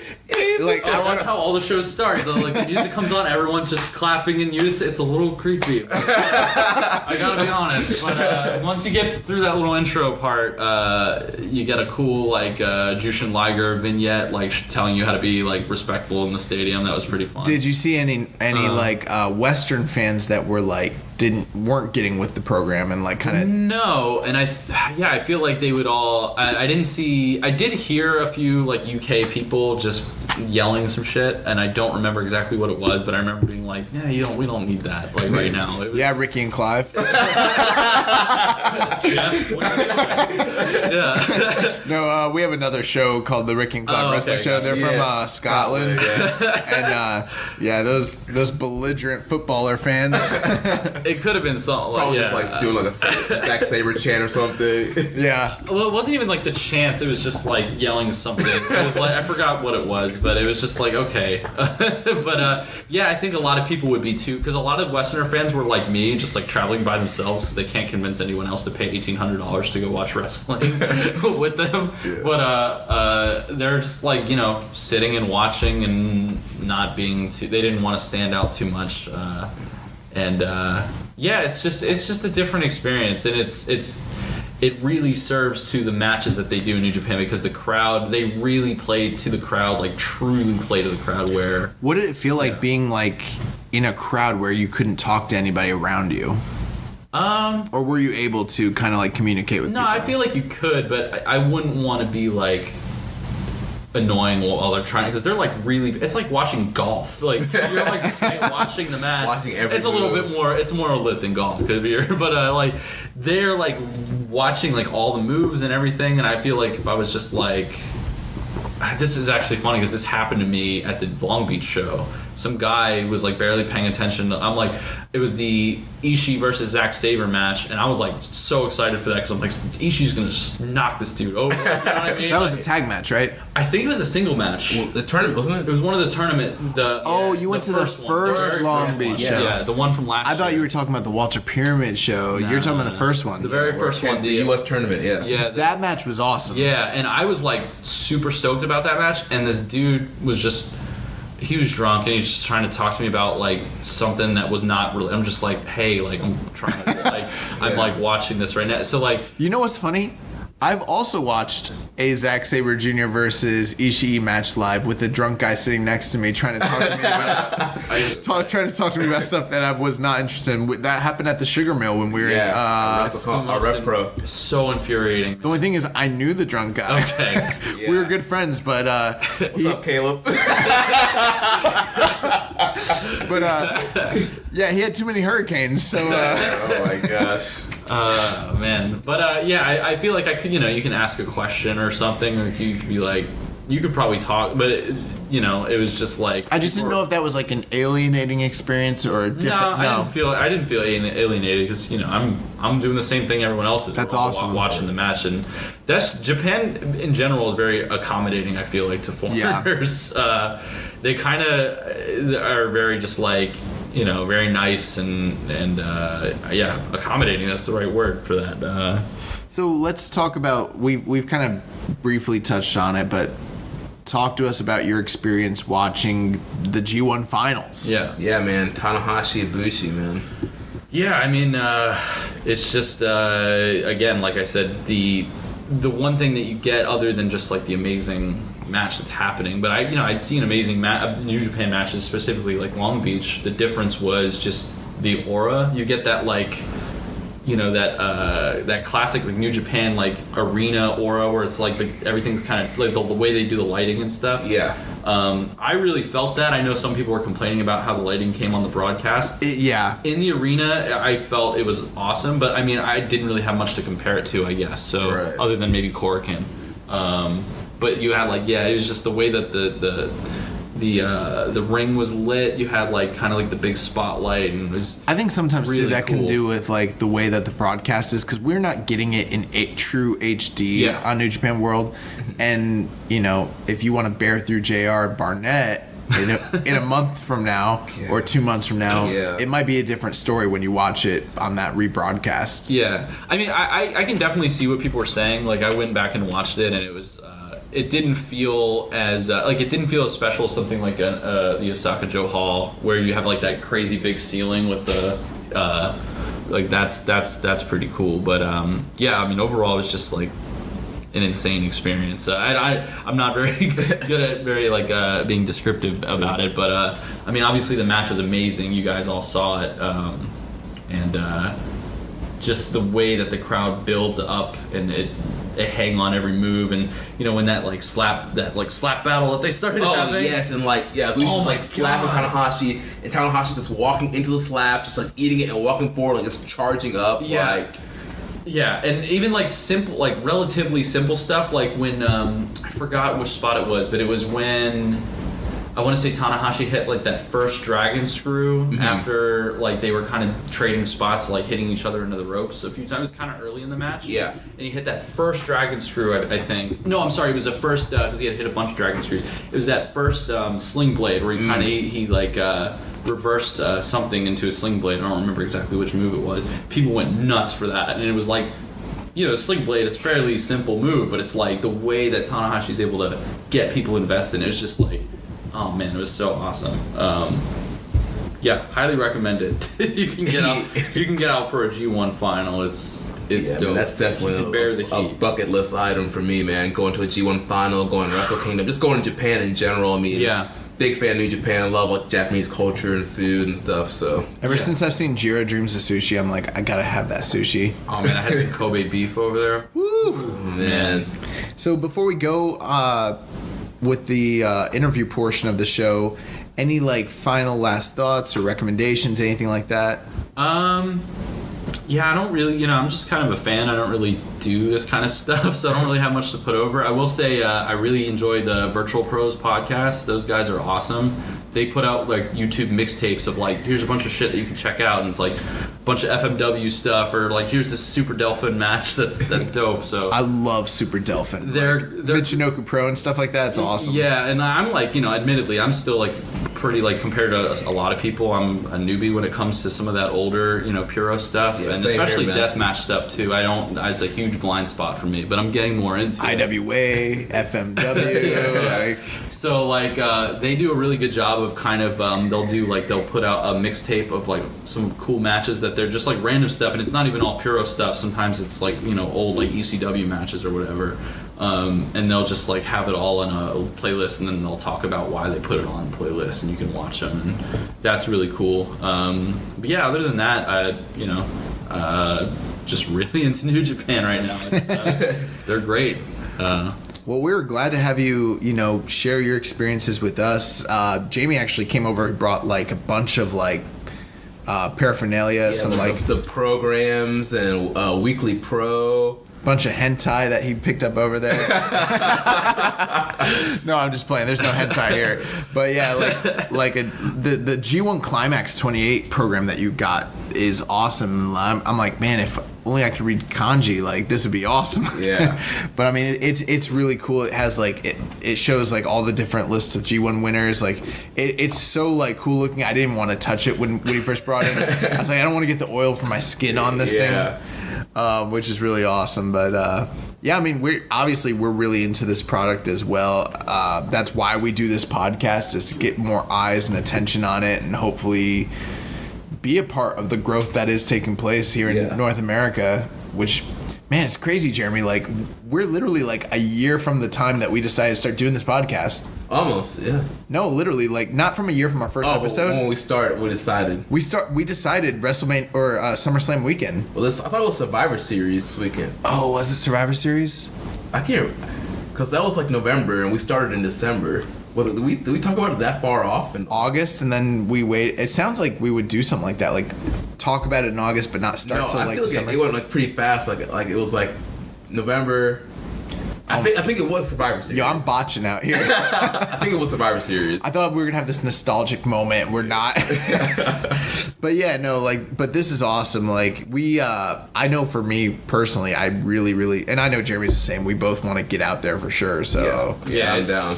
So yeah, that's the thing. Like they're just so like who knows what can happen. So if you can try to make the trip, like the sooner the better. You know what I mean? Yeah. Like, just the way that they have everything stacked up. But even if your Kenny Omegas and stuff leave, like you still have such a stacked. I feel like Kenny will never leave. He's the IWGP champion. That's true. Yeah, I mean, we've been lucky to see Kenny live a few times. We saw him at a Ring of Honor taping in Lakeland. I was at that show. Yeah. Oh, well, probably bumping each other, didn't even see each other. We've seen them WrestleMania weekend several times against the Golden Lovers, against who did they face? They faced the Best Friends in Roppongi 3K or Roppongi Vice mashup. Yeah, and we saw him against Cody at the Super Card of Honor. So we've seen Kenny a few times. We saw him against the Best Friends too. Yeah. Yep. Yeah. I actually a lady friend of mine. Oh. She sent me something recently because she knows that we do this show, and there's this app called Hopper, and they were talking about flights to Japan dropping, flights to Osaka dropping as low as $296 in the next few weeks. So wow, from Tampa? I don't know where from, but she sent me this post, so I was like, it's probably worth checking out. Yeah, I'm sure if you really got into it, you could probably find some cheap flights if you finagled things your way. Oh, and I stay finagling, but we call it finessing. Yes, finessing. Yes. I'm on my it's like finagling my Jeff. confidence. I'm on my Jeff Jarrett grind. You know what I'm saying? Well, we got a couple things we want to get into. I think we got some questions. Yeah. Let me pull that up real quick. So yeah, I've got a few questions. Bumbling like your Ishii out here. The greatest seller in all of pro wrestling. All right, so we got a question from Jared Lark. He says, will Tanahashi win the next G1 to prove that he will be the ace of New Japan? That he's still the ace of New Japan? The next G1? The next 10 G1s. The next 10 G1s. No. Yeah, A lot of Tanahashi Yeah, I hate. don't. That's. I might give him 8 or 9, but 10's a little much. Remember when Okada was like, I'm going to defend this belt 100 times? Yes. Then a follow-up comment, David Landra, he says, I'm tired of Tanahashi, to be honest. So some Tanahashi hate, man, in the Wrestling Squared Circle Facebook group. I'm sorry, I don't mean to laugh at that. That's funny, though. Yeah. Yeah. Why would he? I wish David was here to like respond to that. Yeah. Like, what do you mean you're tired of him? He's been getting buried for like 2 years. He's been like in the mid card like for a hot minute now. Yeah. He's just getting like re-pushed right now. Like, is he still in the Team Taguchi or whatever? Is he? That's the. I guess. yeah, like it's Taguchi Japan, but it should be like Tanahashi Japan, but it's not for some weird reason. Yeah. Yeah, I don't know. Like, how could you be tired of Tanahashi? It's like the guy's been nowhere near the top for years. Like, literally since he lost to Naito at Wrestle Kingdom 2 years ago. Yeah. The guy's been almost nowhere near the main event. Like, yes, he's had a couple main event matches against. Honestly, I think it's almost like the hipster thing to say. Like, you know, people got tired of Cena, so like when it comes to New Japan, they feel like that's what they should be saying. Like, I'm tired of Tanahashi. I mean, I'll say this, and I don't mean to disrespect anybody, but if you're telling me that you're tired of Tanahashi, you don't watch this product. Yeah, I agree with that. I also just like the contrast of seeing guys like Naito and Okada faltering, and Tanahashi's like, step aside, let me show you what's done. Yeah. Like, I'll step out of the mid card and just take over the shit. All this shit. Like, now, if you tell me you don't like Tanahashi, that's your opinion. You're crazy. and you're wrong. And you're wrong. And you're wrong. Yes. But I mean, like only the most handsome, most like one of the most gifted and emotional like wrestlers that's ever lived. I actually last week we hardly got, which was weird. We hardly got any comments on our Reddit post, even though the show did really well in the numbers. We usually have a ton of comments. Almost none, but the one comment we got was like, "Young boy loves Tanahashi," and I was like, "Yeah, I guess I do." But with that being said, it's like, if you don't like him, that's fine. But like to tell me you're tired of him, I mean, that guy he lost to Okada. He got his freaking leg ripped off by Suzuki. Yeah. He lost to Zack Sabre. He lost to Jay White in this G1. He lost to Jay White. Like, what are you talking about? Okay. Moving on. Sorry. Zach Porter, he says, now that Hiromu's relinquished the belt and the tournament has been announced, who do you got winning? Are you disappointed that there's no Ishimori 2? So they made an announcement today. There's going to be a 4-man tournament to determine the new junior champion. It's going to be Will Ospreay, Kushida, Marty Scurll, and Bushi. First round is Bushi against... It's Ospreay and Scurll, and then Bushi and Kushida. I have it written. Are the 2 first round matches. Yeah, I have it written down here. So the first match is going to be taking place during the Destruction Tour. Mm-hmm. And then the second match is going to take place during Fighting Spirit Unleashed. Ospreay and Scurll will be at Fighting Spirit Unleashed. Kushida and Bushi will be taking place September 23rd during Destruction. And then the finals will be at King of Pro Wrestling. In October. So who you guys got winning this junior tournament? I'd say probably give it back to Ospreay. I haven't even really thought too much about it, but I'm going to say the smart bet would be to say Kushida goes to the finals. I would be very shocked if Bushi beat him. I would feel offended if Bushi beat Kushida. Yeah. And then, you know what? You could go Ospreay, but I mean, what do you think, Marty Scurll? We were gonna get into these predictions, but I don't know, man. I think I'm kind of leaving with Jamie. Like Ospreay was just a champion, kind of go back to him. You think you go safe route? You go Ospreay Kushida in the finals? Like King of Pro Wrestling is like a marketable match. Yeah. Yeah, I mean, now that I'm kind of thinking, they've kind of pushed Marty in the past, though. You could go Marty and then have that build to a Marty versus Ishimori thing later on. Right. That's part of the Bullet Club. That's something I was thinking about. I don't know. I think Ospreay's gonna take it though. Like just knowing how that belts flip flop back and forth with right. I mean, the thing too is if you go with Ospreay, you could go either way because Ishimori's like waiting off in the he's chomping at the bit. Like he's on the back burner right now. He already beat Ospreay, so you have a ready-made match right there. But then if you go with Marty, you can do the Bullet Club versus Bullet Club thing if that's still even going to be a thing. Yeah. I don't know. It will. I think it's going to be a thing like all the Forever. way through. I think it's going to be a thing all the way through. I think the safe Madison bet Square is Garden. probably to say Ospreay. Yeah. Yeah, probably Ospreay most likely. I was very surprised that Ishimori is not involved here. And I'm like, what is Bushi doing in this? Yeah. Bushi, of all people, I would bring somebody else in before I'd even put Bushi in. They're holding Ishimori off for something after the tournament, because the tournament they had to kind of throw together. So there's definitely a reason for it. Yeah. My whole thinking, I don't know if you heard this on the last episode, I was thinking that they would just do a title match between Ospreay and Ishimori. It just made a lot of sense. Ishimori was in the finals of the Best Super Juniors, and Ospreay is the last champion. Ready-made match. You don't have to do this tournament, yeah. Yeah, I mean, Kushida did great in the tournament and stuff like that, and Bushi, I still don't know why Bushi's there, but I mean, yeah, I don't get it, I guess, but I guess it's just something for Bushi to do since Hiromu's out. Yeah, and that brings, Rich asks, he's like, why is Bushi even in this tournament? He's regular.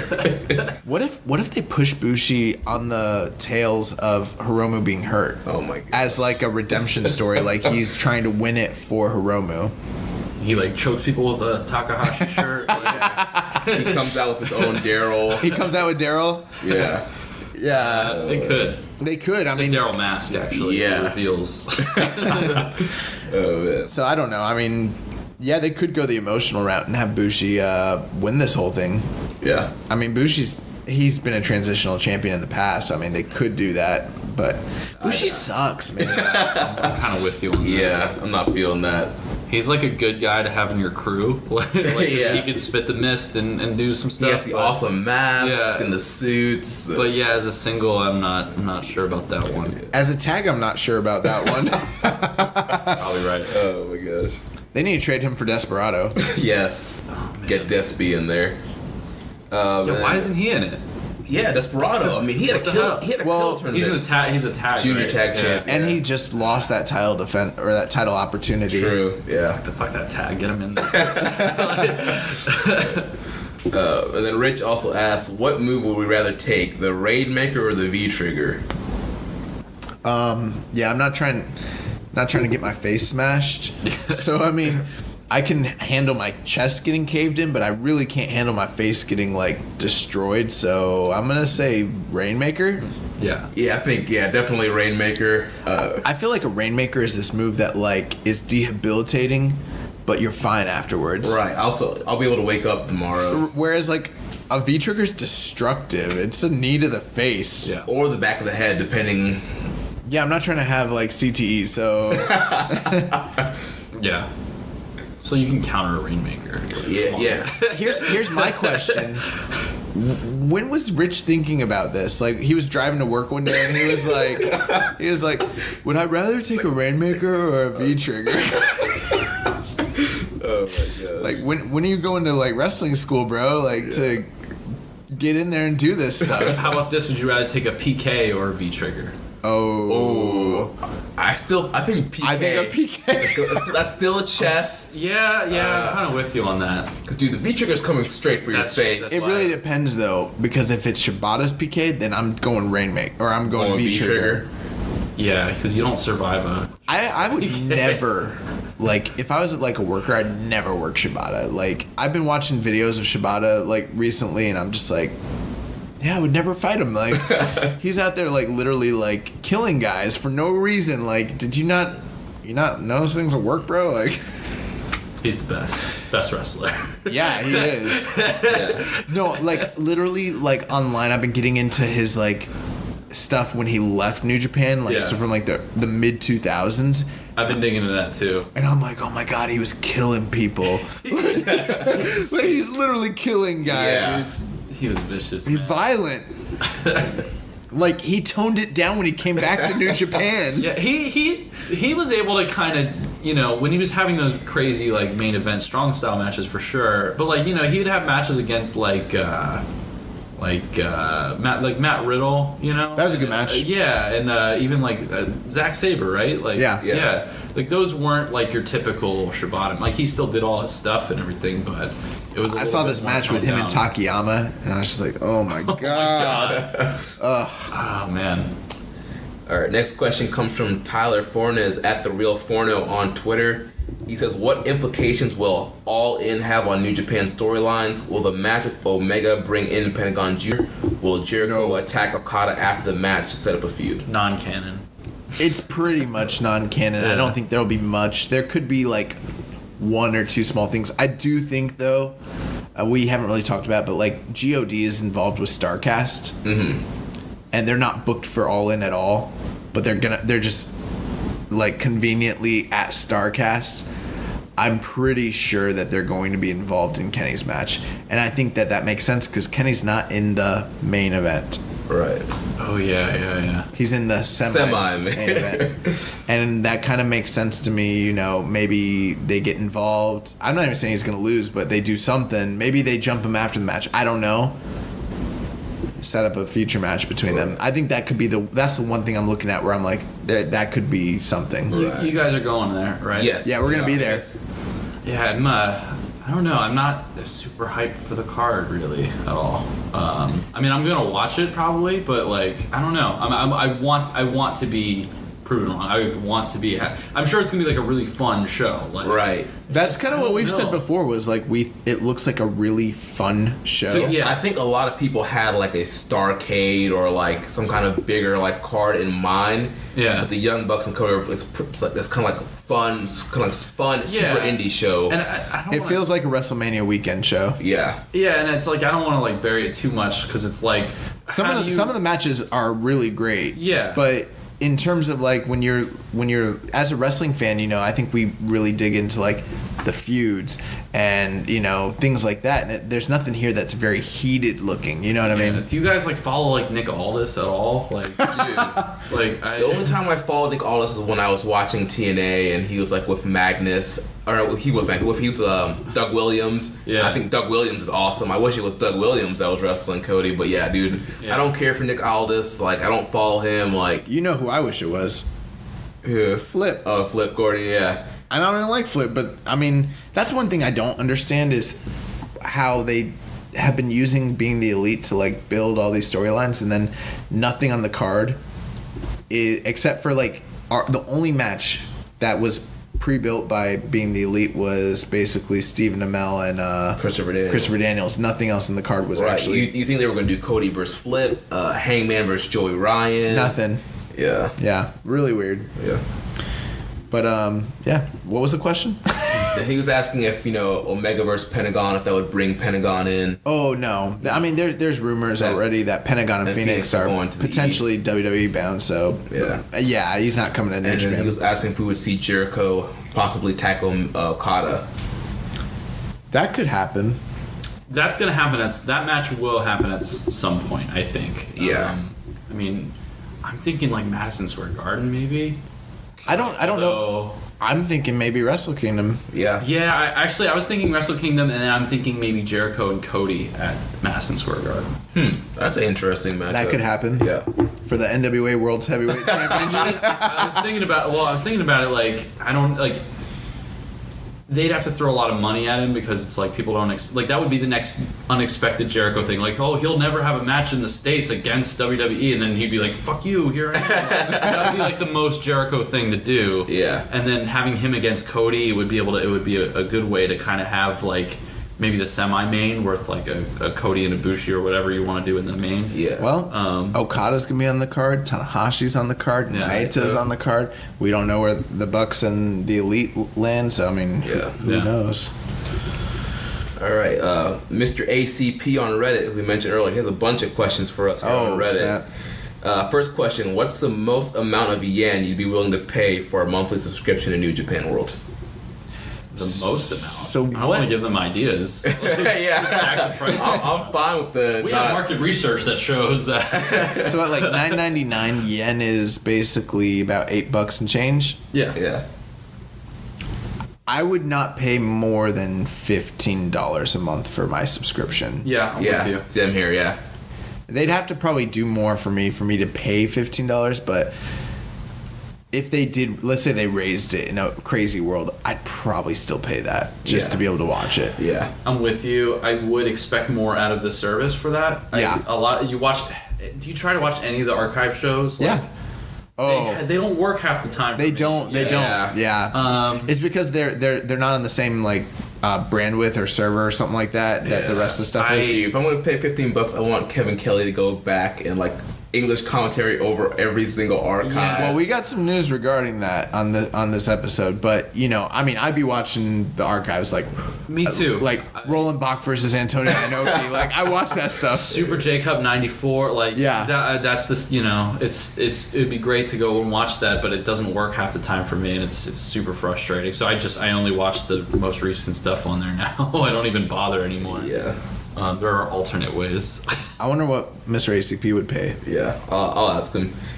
His next question: which sounds more appealing, the upcoming Iska singles match or running back Fale versus Hanare? Well, they're running back Fale versus Hanare, and if it's only a minute and a few seconds like the first match, I'm down for that. Yeah, I'd rather see Fale and Hanare. I hate Iska. And him in a singles match. Who's he wrestling in a singles match? I don't know. I'll have to look the card up. It doesn't really matter because I don't want to watch that. So. He's going to be in the G1 next year. Oh, my gosh. That will never happen. Oh, man. Next question. He says, after his crushing loss in the G1 finals, do you think it's safe to say that Ibushi will probably never main event Wrestle Kingdom? It's this realization that made Tanahashi winning bittersweet for me. I really thought this was Ibushi's year. I wouldn't say that. I mean, we don't want to kid ourselves. Ibushi's not young. He's in his prime, but what is he, 32, 34, 35? Something like that, mid-30s. He's in his mid-30s. So it's not like he's young. He's not one of these young lions that if they're going to pull the trigger on him, they need to probably start thinking about doing it fairly soon to maximize the most they can out of him. Mm-hmm. With that being said, though, I don't think that this was any indication that they're not going to push him in the future or that he's been buried or anything like that, personally. Right. Yeah, I mean, I definitely could see him main eventing Wrestle Kingdom again, doing it for the first time sometime in the future. I mean, it's just one of those things, like, is he going to sign a contract? Who are they going to lose next year? Like, there's a lot of things that can happen that could put Ibushi in that position. Ibushi's a big star in Japan. I mean, you were there, right? Yeah, people love Ibushi. So, I mean, I think they know what they have with him. They wouldn't have never allowed him to do a dual contract with DDT in the first place if they didn't see money in him. It really just does depend on whether he will sign a contract. The bottom line with Ibushi, he signs a contract. Oh, dude. I'm not saying he's going to be the ace or anything like that, but he's going to be pushed heavily. Yeah. They're in a good spot, right? Yeah. They've got a lot of options. Yeah, it's for sure. His last question, he says, do we plan on ever taking a week off from the pod? I figured this week could be a much-deserved respite for you guys after the G1. I'm glad you're still recording, obviously. Well, I don't know. Like, we kind of thought that this week we were like, Jamie's going to come on. He's going to help us to kind of like powder for a minute. And we're like, yeah, like there's not anything going on. And then I've got like one of the most extensive news weeks we've ever had. Then all these Road to Destruction tour announcements came out, and I was like, oh, it's like a regular week, except we brought Jamie on, so now it's even more stuff that we don't really do. There's a lot of stuff to talk about for sure. So I mean, as far as like taking a rest week, I mean, I've never thought about it. Yeah, man. I mean, we're a weekly New Japan podcast, man. But I've also thought, like, here's the thing. Here's the little secret. If I take a week off, Jeremy's probably going to be fine. If Jeremy takes a week off, you guys aren't getting a show that week. I don't know how to do the graphics. I don't know how to run the recording. I don't have any equipment. Yeah, you guys would be screwed. If Jeremy's like, oh, I got work this week, I'm not going to be able to do it. I'm like, all right, well, I guess no one's talking about New Japan this week. Catch you next week. Find out next week on Dragon Ball Z. All right, that wraps it up for the question. What's your response as far as like taking a week off? I mean, I don't plan on taking a week off, man. I mean, we're a weekly New Japan show. We're going to cover it. There's always something to talk about, even if we have to eventually, like, go back and do retro stuff. But, I mean, with the increased schedule, I mean, it's just like a rare break in schedule that we got. But still, I mean, like you mentioned, like, we have a bunch of news to talk about. There's always something to talk about. So, I mean, as long as, you know, I'm healthy and I don't have any, like, to work or do anything crazy, I mean, I plan on, you know, dropping a pod every Tuesday. If you guys help us to finesse to make some money off this, then we really won't take a week off. Yeah. All right, cool. All right, so we're going to talk about the Road to Destruction Tour and the Destruction Tour matches that were announced today.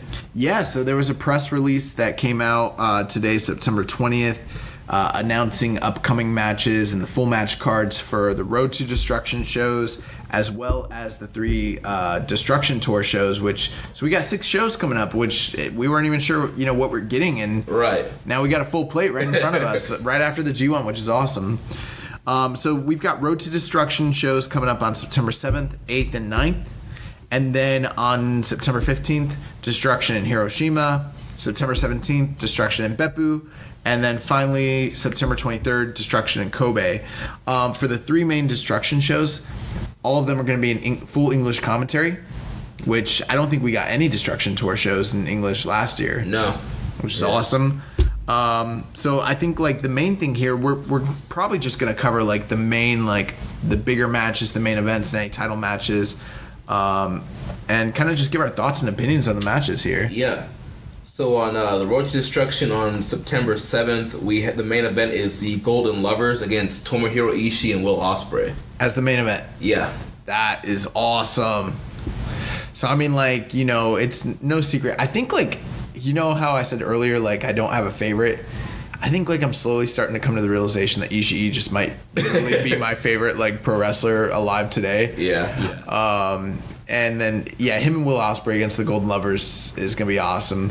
What are your guys' thoughts and what are your predictions? Jamie, you go first. Who do you think is going to win this? I mean, it's hard to bet against the Golden Lovers as much as I love Ishii as much as the next guy. You know, he's the best meat and potatoes wrestler I can think of. He deserves a title, man. Like, come on. But, yeah, I think Kenny and Ibushi take that one. Absolutely. Yeah, I think the key here is there's a junior on one team and there's not on the other team. So Will Ospreay's eating a golden trigger. Yep. Absolutely. That's exactly what's going to happen.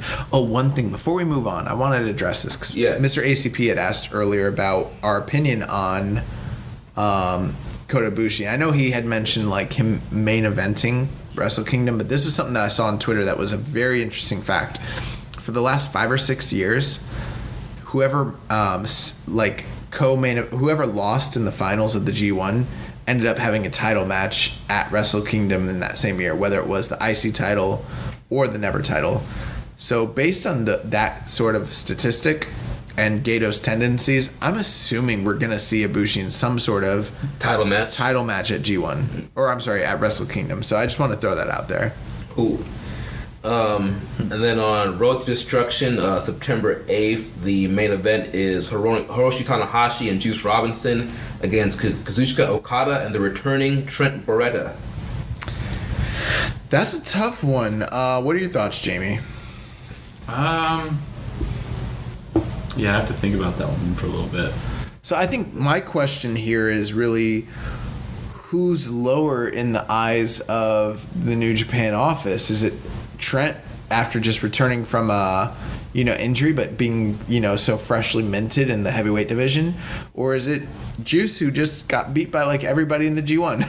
I don't know, like Juice really can't handle any more losses right now. Like he already has like 1 billion people that want to challenge for that US title.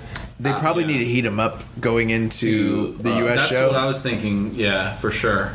Yeah, so I think, Tanahashi and Juice will get the win on this one. So what are you calling? I think Tanahashi high five flow, Trent Beretta takes the loss. Yeah. That match looks pretty good. Yeah, I mean, they got the wrong best friend in there with Okada though.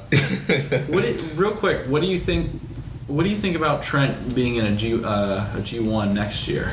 I mean, I think without the injury, he would have been in the G1 this year, probably. Yeah, most likely. I mean, they were pushing him hard with the whole heavyweight stuff. So, yeah, I definitely see he could have been in this year. I think he'll definitely be in next year as long as he's healthy. Yeah, I agree. Well, you never know. I mean, it's so stacked in He New takes like the Japan. Makabe spot, maybe. No. Really? Makabe's just, he's a superstar over there. It's so tough. I mean, to me, he's not. But over there, he is. He's like a celebrity still. Yeah. So. He is. And he's still got a few G1s left in him, most likely. I think it'll be a little while before we get that final run from him. Yeah. I mean, Yeah, because they'll do like a big deal out of that. Yeah. Right. Yeah. All right. And then Road to Destruction on September 9th in Chiba. The match that's in the main event position here, I don't think it's the actual main event. It is the main event. It is. Nakanishi, Tenzan, Nagata, and Kojima against The New Japan dads. against Makabe, Honma, Juice, and David Finlay. Yeah, so I mean, with that, like, in a weird way, this is the match I'm kind of most looking forward to as far as, like, the Road to shows. But in another way, it sounds awful. So we know that we got the third generation dads on the one team, but who's on the other team? It's Makabe, Honma, Juice, and David Finlay. I mean, I'm just going to go ahead and say it. Kojima's team is going to get the win. He's going to get his big comeback from the torn ACL. Hell yeah. He's going to come in there, Western Lariat, just destroy everybody, man. I don't know what's so funny, man. Kojima is awesome. Yeah, your fandom of Kojima, like, is literally just so funny to me. One of my favorite G1 matches from last year was the Okada Kojima match. Do you remember that? That match was awesome. Yes. That was like one of the most memorable matches from that. You know whole what match I tournament really for me. like of Kojima from that year was him and Yoshihashi. That was actually That was good, awesome, yes. Yeah. Kojima had a really good tournament last year. Yes. Do you see what I'm talking about? He's the best, man. I've never doubted Kojima's, like, ability. It's just your over the top fandom of Kojima it's a little much. Like, Red Club for life, man. Those are the big three main events for the Road to Destruction, and then we get the actual Destruction tour. Destruction in Hiroshima, September 15th. The main event is Kenny Omega defending the IWGP title against Tomohiro Ishii. we also have a 6-man tag on the undercard I thought was worth mentioning. OG Bullet Club, which is the team of God and Ishimori, defending the titles against Taguchi Japan, which is, I believe it's Dave Finlay, Juice, and Taguchi. And Taguchi, yeah. So let's start with that match. I mean, obviously it's the never 6-man tag titles, but I'm going to say this. I think Taguchi Japan's taking those belts. Really? Well, we've got an upcoming tag team match between the Young Bucks and God. Mm-hmm. I really don't think that they need those titles very much. And they hot potato that belt, around. They haven't been doing it lately, but I'm pretty sure they're going to drop those belts. It's Taguchi. What were the other two? Taguchi, Finlay, and Juice. Those are just 3 guys that probably, Yeah. they should probably just put the belts on them and let God do what they're going to do. Right. Yeah, I could see that. I mean, what are your guys' thoughts?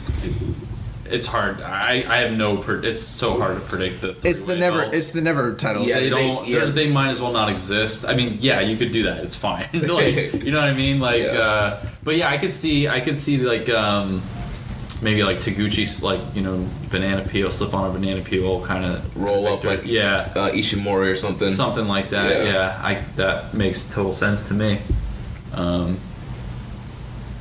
And then the main event, Omega and Ishii. What are you thinking about that one, Jamie? I mean, Omega wins that. Yeah, it's gonna be an insane match. But yeah, Omega wins that for sure. Yeah, if it's anything like their G1 match, we're in for another banger. But obviously, I think Omega takes this one. I think what we need to touch on before we move on is the fact that we thought this was going to happen at King of Pro Wrestling. And instead it's happened at Hiroshima, which kind of does make sense in a way because it's Ishii, and I was very surprised that they're going to let him headline at King of Pro Wrestling in like Sumo Hall. Yeah. And I was like, wow, they're really putting a lot of faith in him. And then they're like, no.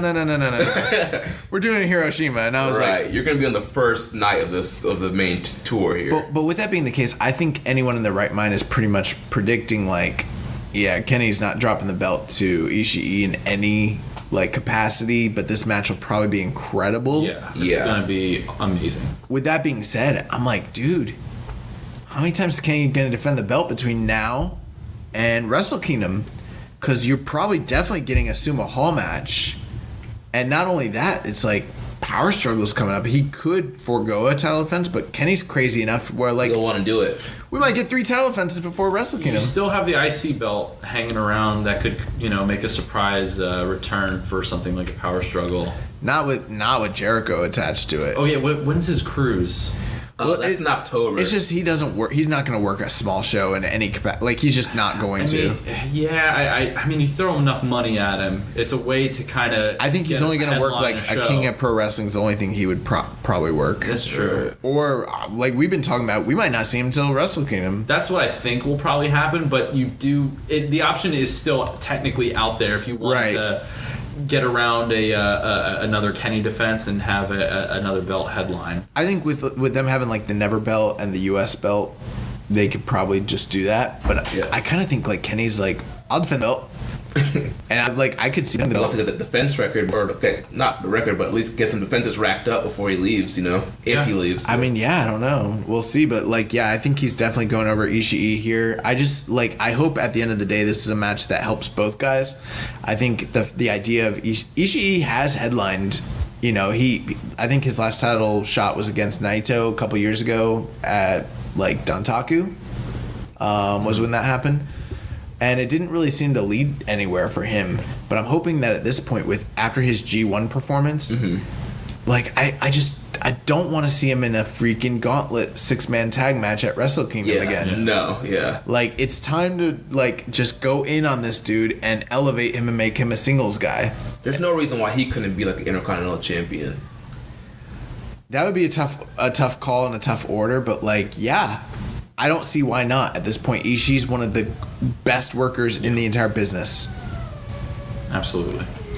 All right, so then moving on to Destruction and Beppu, we have a never openweight title match with Hiroki Goto defending against Tai Chi.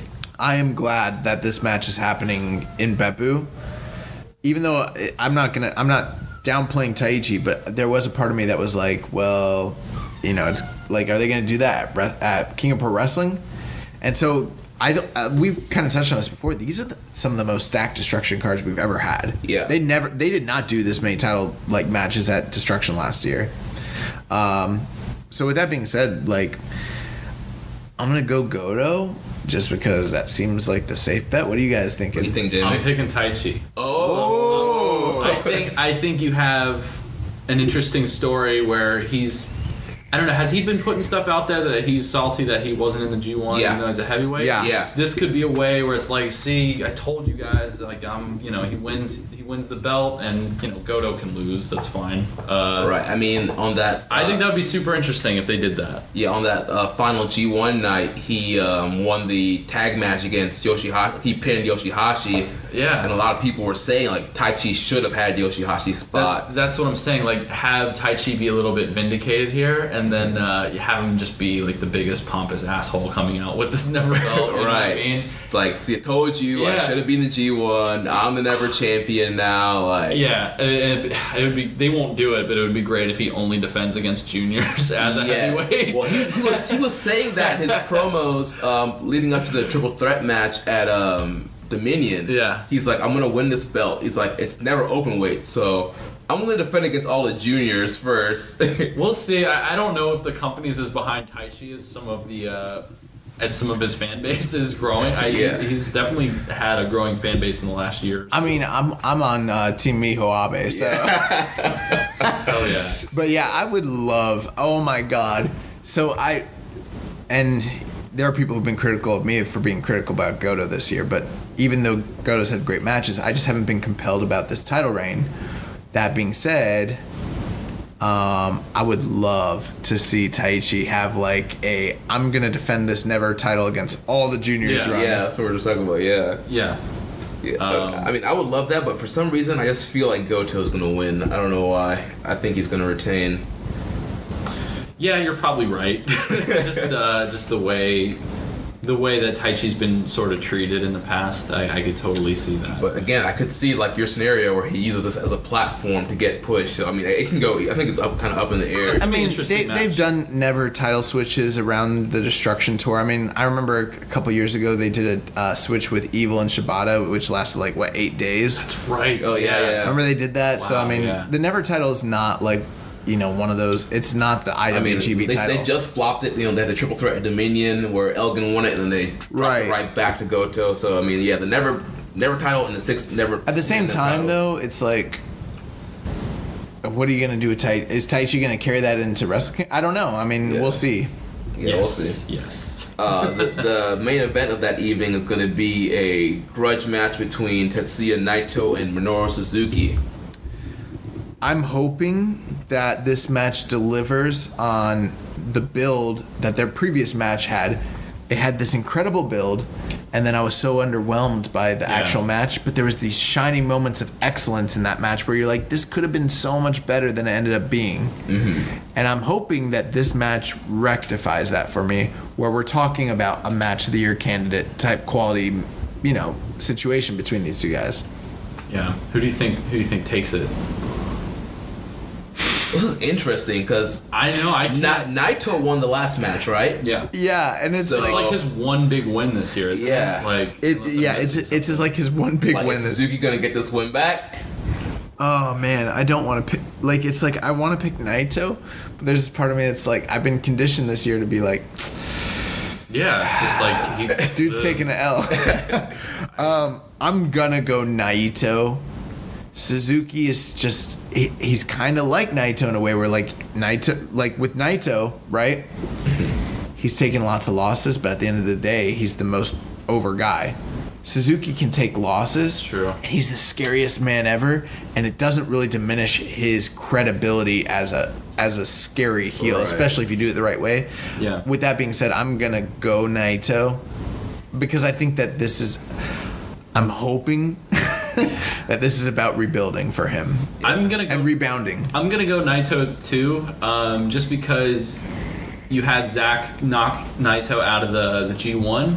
So if Naito beats Suzuki, that could sort of plant seeds for Suzuki and Naito and Zack Sabre match. Well, yeah, or even if you wanted to do like a Zack Sabre and Suzuki split at some point, you could even if it's like 6 months from now, you could point to, hey, you couldn't even beat Naito in the year that he was knocked out of the G1. And we talked about this, I think maybe last week or the week before, about Sabre possibly taking over the faction and becoming like Sabre Goon and they throw Suzuki out. That could be a catalyst, if Suzuki's losing to Naito and it's like you're losing to Naito, everyone's beating Naito. I knocked him out of the G1. That could be, you could plant seeds there with this match. I don't know if it's so much like a mutiny that I've been thinking about, but more just like tension between the two of them because they're pushing Zack so much with Zack Sabre time and all that, and I'm like, how long is Suzuki gonna let that go on? How long is the king gonna let the prince do that thing? Yeah, exactly. And this would sort of give Zack a little bit of ammunition, like, you know what I mean? If they went in like a back and forth. But I don't know. That's one way they could go. I don't know if that's necessarily New Japan style. They could do that. Maybe that could be an interesting Wrestle Kingdom match, Suzuki and Zack Sabre. But that would be awesome. I kind of think I'm just thinking more short term, like. Naito eventually needs to get that win back from Zack Sabre, so I'm hoping that it leads to a match between them at King of Pro Wrestling. Yeah, that's what I'm thinking. I'm thinking Naito's going to get the win here, and then Sabre, they'll fight at King of Pro Wrestling. And Sabre, he's in the undercard matches of this whole tour against LIJ guys. They're doing a lot of LIJ 10-man tags, right? Or 8-man tags? Well, this night it's a 6-man. Evil, Sonata, and Bushi against Sabre, Kanemaru, and Desperado. I think during the Road 2 shows and then the other nights, they're doing a lot of 8-man tags between those two teams. So. Yeah. So, definitely they're planting some seeds for Naito and Sabre in the future. So moving on to Destruction in Kobe, September 23rd, we have the first semi-final match in the IWGP Junior title tournament with Kushida against Bushi. Yeah, so I mean, I'm gonna go Kushida because it's Kushida, and I don't know, like Bushi against any other junior at King of Pro Wrestling just doesn't really do it for me. Yeah. And it seems it's a higher profile show, and it's like you probably need to have Kushida in that spot. That's what I'm thinking. Yeah, I have a hard time picking Bushi for anything unless they have some kind of plan that I'm just not seeing right now. I think with Hiromu having a broken neck, though, you can tell a compelling story. And I think there are people out there that are predicting Bushi to win the whole thing because of that. We could look like idiots here when it's all said and done. We could. I mean, that's the one thing I am thinking with, you could do a moment where Bushi goes to King of Pro Wrestling, has the junior title match. Maybe you bring out Hiromu. Maybe you have him give his support to Bushi. I mean, if they're going to do that, then I guess, put it on Bushi. Does that not make sense? I think they could do that. They could do that. For sure, yeah. But I still think it's better if they go with Kushida. Yeah, I see what you're saying. I think if anyone else in LIJ is going to step up, it's going to be Sonata after the tournament he's had. I just don't think Bushi is able to step up in that way. Yeah, and I mean, if any of the commentary is based in shoot, like, the guy's a heat magnet. Yeah, dude. So, everybody hates Bushi. Kids love him, man. There's a lot of kids dressed like a lot of Bushi masks. Oh, man, yeah. So the main event for this night, we have Tanahashi against Okada for the IWGP title shot at the Tokyo Dome. Big rematch. What are you thinking, Jamie? Man, yeah, I don't know. Probably Tanahashi. That's what I'm gonna say. could they go to a 60-minute draw? They could. I'm like, there's a part of me that's like, is he gonna beat Okada? Because that was my whole thing during the G1, was like, I didn't think that, given the broken nature of Okada, especially since Okada beat him earlier in the year at Dantaku. Yeah. But with that being said, it's like, maybe this is the juice that, no pun intended, but like this is like the catalyst for Tanahashi to be like, okay, now I'm back in full ace mode for his Wrestle Kingdom matches. I finally, like, I got over the Okada slump, and then that kind of brings Okada down to like rock bottom level. Like, you could do that. On the flip side, everything that you just said, if you just exchange Tanahashi's name for Okada, this could be the juice / catalyst for him to be like, okay, I'm back in full ace mode. It works either way. It works either way. This is the battle for the ace. And the thing is, too, is like Okada and Omega at Wrestle Kingdom will draw again. It will. And in a way, Okada, I think, maybe is the more marketable guy at Wrestle Kingdom against Omega, even though the Omega Tanahashi match is more protected. I'm fully expecting Omega and Tanahashi to be the match. That's gonna draw. But that's why this match is so intriguing. Yeah, I mean, honestly, it could go either way, but I definitely think it's going to go Tanahashi. They've protected that Tanahashi Omega match for so long. Because Tanahashi didn't have to do this. Right. Like, he named his opponent. Right. And Tanahashi will draw, too, just as much as Okada Omega. And I think another interesting wrinkle to think about is, like, Tanahashi beat Ibushi, Omega's partner, and also he's trying to convert Ibushi into this, like, you need to be a New Japan guy. Like, stop messing around with the Bullet Club guys. Stop doing your DDT stuff. Stop doing all these crazy shows and flipping all over the place. Like, sign a contract, be a New Japan guy, be like me, be a star. So he's trying to convert Ibushi, and now he's facing Omega. That's a good point. Here's another reason why this is compelling. Tanahashi has already named Jay White as the next, opponent for the contract. Both of these guys suffered losses against him during the G1. Tanahashi, his only loss was to Jay White, and then he had the draw with Okada. That's what's propelling him to do this. On the Okada side, the only two guys he lost to was Tanahashi and Jay White. So if you did hypothetically put Okada with the contract, and then he turns around and he faces Jay White, it's a similar redemption story. Yeah. So that also causes things to be like, who really is going to win here? And it's like, it's so high stakes because of the background between Okada and Tanahashi, where I'm like, I really don't want to see Okada lose to Tanahashi because I feel like it's going to destroy him at this point. And, that was something I heard someone say recently. They were talking about in the past, it's always been about one guy being up and one guy being down. Whereas in the G1, they were both down for the first time ever in their feud. And it was about two guys who had kind of lost themselves trying to regain where they had been. They were both at low points. And they'd never done that before. Yeah. Now you've got Tanahashi coming off this high, being cocky. We've seen what happens in the past when he comes in cocky against Okada. Yeah. Okada upsets him. So I'm really just like, I don't know. I really don't know. I'm going to go Tanahashi with this. What if Okada beats him and then they flip it back at, like, say, Power Struggle? Oh, running back. Tanahashi Okada for the briefcase again? Wow. I think they've done that in, like, a WWE context before where someone won the Royal Rumble, lost it, and regained it back. Right. I think that happened to Mysterio. So what if they went that way? I don't know. Yeah, that'd be unprecedented, wouldn't it? Yeah. I mean, I've said it before. I'm not a fan of this whole contract business in the first place, but I mean, it's an interesting time. I mean, I think when we were discussing this, I said, Tanahashi's the one guy who could win the G1 and lose the briefcase, kind of similar to how, like, when John Cena won the Money in the Bank and then lost the challenge. He's the one guy who could kind of handle that. Right. Tanahashi would be fine. But I don't think that's what they're doing. I think they are going with Omega and Tanahashi. So I'm going to say, against my better judgment, I think Tanahashi has to win clean against Okada. Yeah, I think so. Yeah, and it would just play so well into both their stories of Okada just continuously, like, heading downward while Okada heads upward. Like, it just makes so much sense. Or you mean Tanahashi heading upward? Yeah, I'm sorry. I do it all the time on the show, don't worry. I'm still actually kind of jet lagged. I got up at 2:30 this morning. Oh, man. So I'm like, it would make total sense.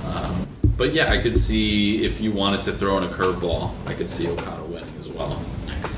So your pick is Tanahashi? Yes, for sure. Tana, yeah. Wow. Unanimous. We're going with Ace. Yes. I'm pretty much dead set on that Wrestle Kingdom match being locked in of Omega and Tanahashi. Same here. Yeah, that's what makes sense to me, but you never know with Gato, man.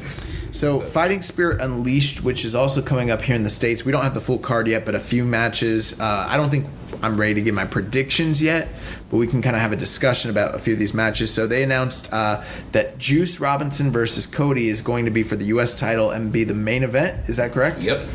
The Young Bucks will be defending the IWGP Heavyweight Tag Team titles against GOD. And then Will Ospreay will be facing Marty Scurll in the semifinals of the junior tag, or the IWGP Junior title tournament. So we got three really big matches, which are all pretty intriguing to me. Yeah, I mean, we've seen Ospreay and Scurll earlier this year. That match was amazing. I think they're gonna, like, tear the house down once again. Have a near 5-star match here.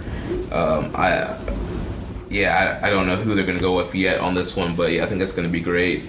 I thought it was interesting to hear Dave Meltzer actually had some comments about the match between Cody and Juice, and he said it's Dusty's son taking on Dusty's best promo student. Yeah. Wow. Yeah. So I was like, wow, that's really interesting. And then Juice actually had some comments regarding the regarding the promo that Cody had cut at the G1 finals, where he basically said, you show up here and you disrespect me in front of my people. These are not your people. These are my people. He's like, I'm on this tour I was here the last 20 dates. Where were you? You were, like, shooting a TV show in America. Yeah. And then you show up and you want to disrespect me. He's like, you're not even a part of this company. Which I was like, ooh. Yeah.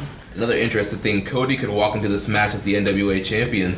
Yes, because All In is, 2 weeks away? Yeah. And when is the this Fighting Spirit Unleashed taking place? September 30th. Wow, So at the end of the month. All In September 1st, so. That would be very interesting. I wonder if they would do, like, a title versus title situation. I don't know. They could. I mean, that would, in a way, I don't know. Would that help? Which title would that... Let's say they did do that. Which title would it elevate more? The NWA belt or the US belt? Probably the NWA belt, because it's going to be on TV. It's going to be the most eyes it's had It's on it. such a sad thing to say. So, I mean, what are your guys' general thoughts on like the show so far? And like, I mean, we don't even know about the ticket sales so much, really. Right. I mean, last I heard, the ticket sales were kind of going slow. I think I haven't heard the latest update, but the last time I heard it was like 1,500 they had sold. For World Supreme, which seats like what, 5,000? Yeah. Yeah, they're hitting that. They'll probably end up selling a good amount of them. I don't know if they'll sell out. I feel like they've hit that point of diminishing returns where it's just like, well, we've seen this stuff already. And Well, I think one of the big criticisms against the Cow Palace show was that they didn't announce anything soon enough. Yeah. Right. This time they really don't. Now, this is something where the Fed Defense Squad could use this as ammunition, because this time we've got ample time to be prepared for what matches are coming up, and if this doesn't do well, then they can turn around and be like, oh, well, I guess you guys aren't over. Right. So, I mean, this really is going to be a test. Also, it tells us, like, how Juice can do it in this market as well as Cody. I mean, do you think that that's a match that can really draw at the top of the card? Yeah, it's very interesting. It's like... Because I thought this was going to be like I did think it was going to be a Fighting Spirit Unleashed, like, match, but I did not think it was going to be the main event. Right, Yeah. I was expecting, like, maybe Omega somehow in the main event or something, but... yeah, I don't know. It's weird because among the New Japan contingent of fans, like, Cody's very divisive. Yes. You know, he's not like... I think the Ring of Honor fans really They like love him. Yeah, Ring of Honor fans love Cody, yeah. So it's weird because it's not like a Ring of Honor crossover, right? So it's Right. it's I don't know, it's a little strange, but it is cool to see like Juice, you know, headlining a show and being putting it in that spot. So It's a great opportunity for him, and I Yeah. think Cody's a good guy to put him in there with, because Cody's clearly the A side. Yeah. You know, he, like, as far as stars go, even if he's, like you said, divisive in New Japan, he's the bigger star, and I think he can help give that rub to Juice in America, which is nice. yeah. But yeah, I think, like, I'm just really curious to wait to see what these ticket sales are like. Yeah, it's going to be interesting. I'm also wondering how good that match realistically will end up being, Right. because it's Cody. Yeah. It As could- much as I like Cody, I'm like in the main event against Juice. They keep going with Cody in these California shows too, and I'm wondering, like, how long are they going to keep doing that? Yeah. That's a good point too. This is like the second show he's headlined in the same year. Yep. California. It's like I don't Is he like a major California draw? You know, it's not I like wouldn't think so, right? yeah, I don't know. It's just I guess it's just like maybe who's available and who they can put in that spot at that time. I don't know. It's hard to say. I have a hard time gauging where they really see Cody fitting in their like your expansion strategy. Yeah. You know what I mean? very interesting. Any final thoughts on Fighting Spirit Unleashed? No, just looking forward to see what else is going to be announced in Yeah. the upcoming weeks. So we will be bringing you more coverage as that unfolds and things kind of continue. So you ready to go to the news? Yeah, let's do it. So even though this, for those of you who are fans of New Japan, this past week we kind of got a breather. There wasn't much going on as far as like New Japan action because of the G1. All these guys have to keep working, and there was 5 shows over this past weekend where there was New Japan pro wrestling talent across the country. We're talking in Scotland, we're talking in, Ireland, we're talking in England, we're talking in Mexico, we're talking about in Australia. So, I mean, it's been a wild weekend, also with NXT and SummerSlam and Joey Janela's Lost in New York. So it's been a big weekend for pro wrestling. A couple of the bigger like stories that occurred this past week. Okada headlined Arena Mexico with CMLL this past Friday, which was like, wow, like Okada's in Arena Mexico. Yeah, doing a 6-man tag, Captain's Fall. Yeah, so he worked a 6-man tag. I'm pulling up the results on that right now. I did see one thing that was really interesting. So Okada ends up basically, he ends up headlining Arena Mexico, and then just coincidentally, Chris Jericho decides that he's going to tweet about how he was the most over babyface to ever work Arena Mexico right on the same day that he's headlining Arena Mexico. Yeah. Planting seeds. I don't know, man. That kind of tells me that he could be planting seeds. You know how he likes to do, but it also might just be a like basically just like a tease. I don't know. But yeah, he worked this past week. Did you get a chance? I know you watched the CMLL shows on Fridays. No, I didn't get a chance to catch this show. Gotcha. So I know that's something else that's going to be up on the New Japan Worlds for sure, especially with Okada headlining it. So I'll have to check that one out. Yeah. Yeah. So I definitely want to check that out. I'm actually pulling up the event so I can find that. Let me see. This past Friday.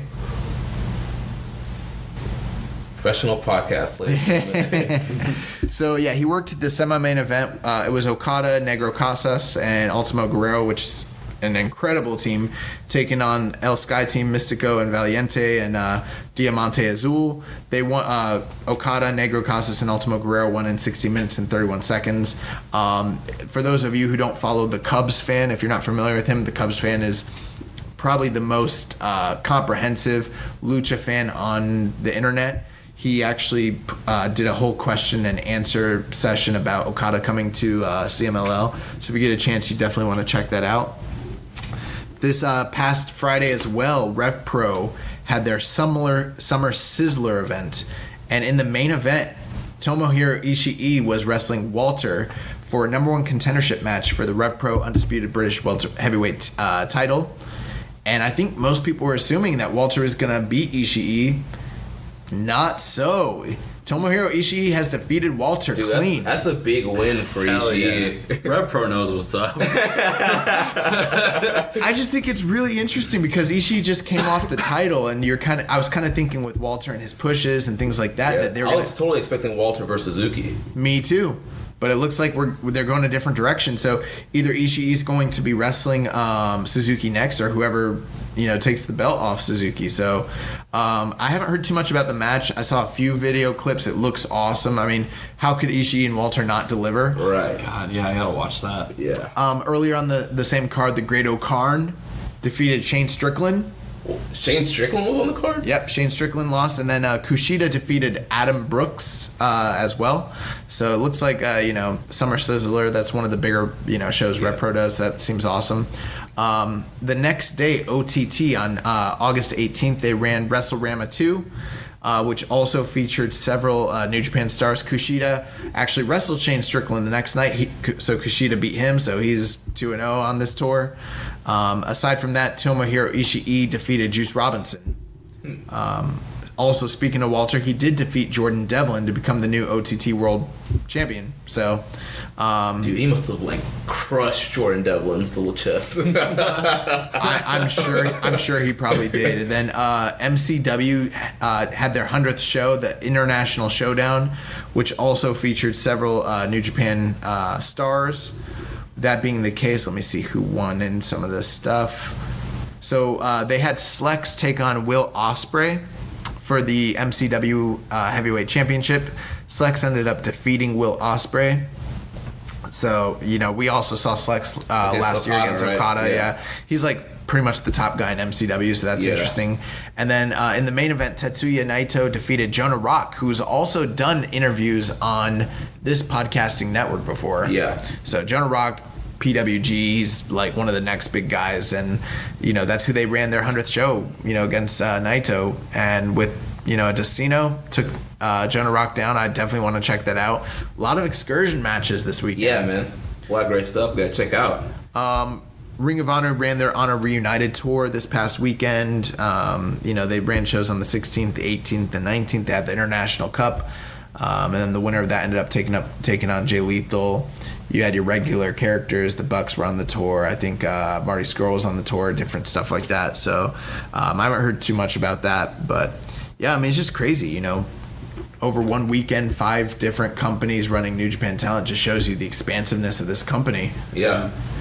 Well, I want to say, was it the last couple of years they would do some of the crossover Ring of Honor shows? Maybe it wasn't the War of the Worlds, but it was It was like a tour that they would do right after G1 as kind of like a rest almost. They've done that. They've done War of the Worlds, and they've done Global Wars as well. It was the Global Wars, War of the Worlds. I can't remember. They've also done it with Rev Pro as well. So it's at this point it's becoming hard to like keep track of all of it. But they usually do like 3 tours like that. And I know they did a UK tour when they did like Bullet Club versus LIJ. Yeah, too, so I couldn't remember what time of the year the Global Wars stuff was happening. If it was after G1 or not.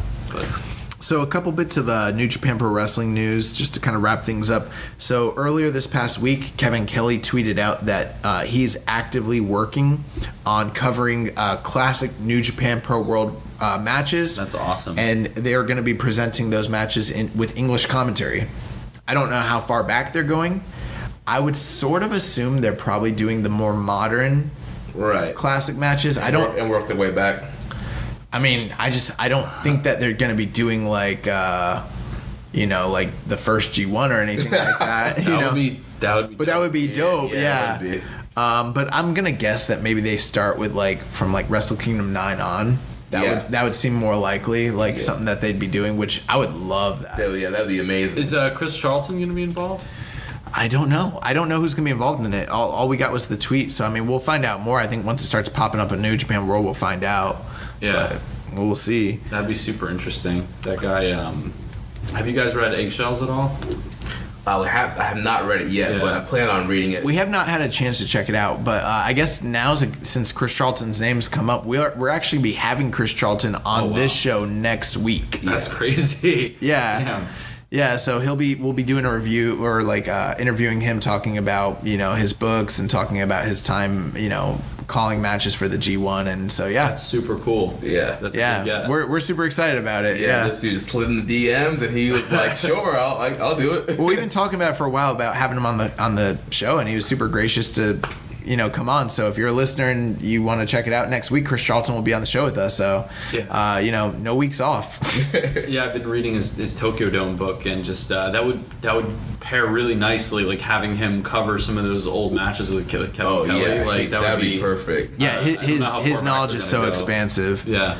Harold Mai actually had to come out this past week. Is it May or May? I always mess up. It's May, I think. Harold May had to come out this past week and actually address the westernization of New Japan Pro Wrestling and his perceived role as an on-screen authority figure. Did you guys get a chance to check that out? I didn't. I heard about it because I know a lot of fans were complaining I don't want an authority figure on New Japan. So he was scared of the backlash and kind of came out and was like, yeah. Dude, I think last week I mentioned that I thought it was only North American fans who had this aversion to it, but apparently it was Japanese fans. Yeah. So they literally got so pissed and were so vocal that this guy's like, crap. no more promo videos of him answering the phone. Yeah, bro. Do you remember that Dominion video where they put him over harder than anybody they put? I loved it. I thought it was so awesome. It was like I love it. I would have been cool if that was it, and then you just see him in hosting press conferences. Yeah. You guys talked about it last week. It didn't really bother me too much because it was very minimal. The interactions, but you don't need that. So it's kind of cool that they addressed that. Yeah. So I mean, he pretty much said, I'm sorry that it came off the way that it did, even though you were in 3 angles within a few days. But he was saying that he's going to take a less prominent role on screen, and that we don't really have to worry about the westernization. So if he's a smart man, which I think he is, and I don't want to bury the guy, but people don't watch this to watch a North American product. I remember a time in pro wrestling where you didn't need a authority figure or a GM to run wrestling. So I think New Japan has a good thing going for it. When Kadani was the one running it, we never saw the guy. So I think when Inoki was around, we saw him all the time, and that was a problem. So I think there's a dichotomy there. I think we're being worked. I think he's bankrolling the firing squad this whole time. Higher power. It was me. Yeah, it was me all along. It's the higher power gimmick all over again. I've injected poison into New Japan. That's what this is, man. He turns around the chair, firing squad logo on the back. In other news, so Kenny Omega has officially signed with Team Razor to be part of their fighting championship video game team. So that he will be officially sponsored by Team Razor. If you guys know what that is. They make computer mice and. This is awesome. This is why you're on the show, Jamie. Yeah, they make peripherals. So me and Jeremy have no idea. Yeah. It's gonna be something we're gonna be like, yeah, he's sponsored. We're gonna move on. I guess it's kind of weird because I don't think they make fighting game sticks, but maybe they're trying to, and that seems to be his whole thing. Is fighting game stuff. Yeah. So I don't know. If they're gonna throw money his way and it's a gaming thing, he'll do it. So I guess can't complain too much, but the free match of the week this week is Hiroshi Tanahashi versus Prince Devitt from Destruction 2013. So if you get a chance, very cool. Really good match. You definitely want to check that out. This past week, Weekly Pro, for their regular standard Weekly Pro magazine as well as their G1 special, Hiroshi Tanahashi is on the cover. We were gracious enough to actually see one of these issues because Jamie picked one up and brought it over here. So we got it right here in front of us, which is really awesome. They've got Tanahashi on Shibata's shoulders and just celebrating. I mean, this is just greatness that I'm looking at right here. It's pretty awesome. Also, this past week, so apparently New Japan Pro Wrestling did a Saturday morning wrestling special, which is significant because it's the first time in years and years and years that they've had any kind of television product that was outside of a midnight time slot. So yeah, I mean that's a very significant thing, even though it's just a Saturday morning television show for I believe it's for children. I could be wrong. But yeah, kind of cool. A big deal, yeah. Right on after Tiger Mask W. Also, I don't know if you guys saw the photos, but Show actually was entering into a bodybuilding contest this past week. Yeah, Meltzer was talking about that. Have I seen the photos? Come on, man. Of course I saw the photos. I love Show. He's jacked. Check out my wallpaper. He's vascular. Look at him. Just look at him. So I don't know if he won, but I don't see any way he couldn't have won. Look at the guy. I mean, he's amazing. Yeah, dude. Shawn Michaels. Yes, dude. His abs are almost as good as Mel's. You know what's funny? That's kind of not even a joke. Uncle Dave is ripped. Oh yeah. Yeah. How about when we were at the Sugar Mill and during the Rev Pro show, Dave walks in and I spot him before anybody else, and our buddy James, who might be listening, we don't know. James was like, "Don't do this, don't do this," and I was like, "Uncle Dave!" Everybody turned and then all of a sudden it was Uncle Dave, Uncle, and I literally started the chant. And he was he loves it. He was like, "Guys, watch this show." He's like, "Watch this show." Oh man! Speaking of which, Jamie came over to our apartment with a Wrestling Observer 5-star shirt. Dave yes. Shout out to Stash Pages. Here's the great thing about it: you got the correct rating on your shirt. 5 stars, which is as high as the scale should You're missing go. a couple stars, That's as bro. high as it goes. I don't know what you guys are talking about. It doesn't go any 2 further. stars on your shirt, bro. We got some wrestling news outside of New Japan. So Jericho was in the news a lot this week. Aside from the tweet that he sent, that might be a teaser for this Okada stuff. We don't know. He was working on a Kevin Smith film this past week, so I don't know too much about that. But that's interesting. This guy's super busy. Yeah. And then this past week, people were asking him about working outside of WWE and in North America, and someone said, "Well, I know you wouldn't do this or wouldn't do that out because you already said before," and he was like, "Don't be so sure." Yeah. And then he put out a tweet about Jericho free agent 2019. So I'm like, oh man, this guy's stance on working other shows outside of WWE in North America is really lightened within a few weeks. Dude, I bet you Vince is gonna come with a contract That's what it is. He's working us again. Yeah. I keep getting worked by Jericho. He's working Vince. He's working us. He's working Vince. He's trying to get on that Brock life. You know what I mean? Yeah. But I mean, it is interesting because there are the persistent rumors he's going to work with Impact, and he is still the IC champion. We don't even know when he's going to defend that crap. So he should, man. I would love to see just Jericho on every just put him on every wrestling show. Dude, Impact, get him in CZW, MLW, Ring of Honor. I just want him rampaging. He should be the new belt collector. God, it'll win like all the belts. Speaking of Impact, they're going to be taping their first shows in Mexico ever on September 13th and September 14th. Oh. Just broke today, so that's brand new news. So really going international with that company. Hopefully they'll be able to survive the Jeff Jarrett lawsuit, which they're definitely going to lose. Oh, yeah. Listen. LIJ will be has been announced to be part of the OTT show that's coming up on October 13th, 2018 for the first time. So LIJ coming to OTT. OTT is one of those companies that's just on the come up, like starting to feel like progress a few years ago. Yeah. Joe Koff was on the WrestleZone Radio podcast, so we're putting over other podcasts, brother, kind of talking about the MSG show and some of the plans with Sinclair and things like that, which is really cool. Evil has been announced for Death Before Dishonor, so he'll be part of that show. They got the wrong guy. I don't know why Sonata's not part of it. Well, Sonata has been announced for Ring of Honor TV tapings. After Death Before Dishonor? Las Vegas on September 29th. So he'll probably be part of that show as well then. Yeah, Evil and Kushida are part of those tapings.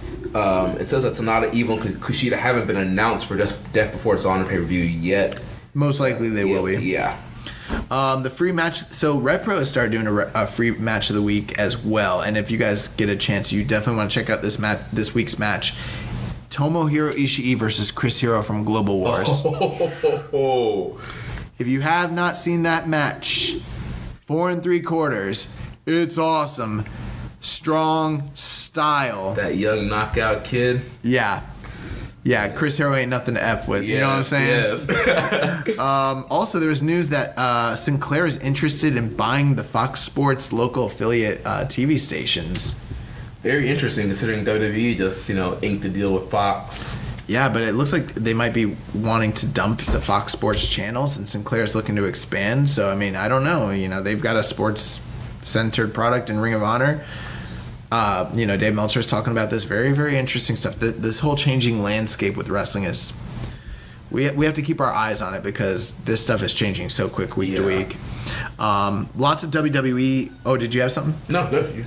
WWE-related news. So there have been just persistent rumors that there are going to be talent raids coming following the supposed anger about Madison Square Garden selling out. What are you guys' thoughts? What are you thinking? What are you hearing?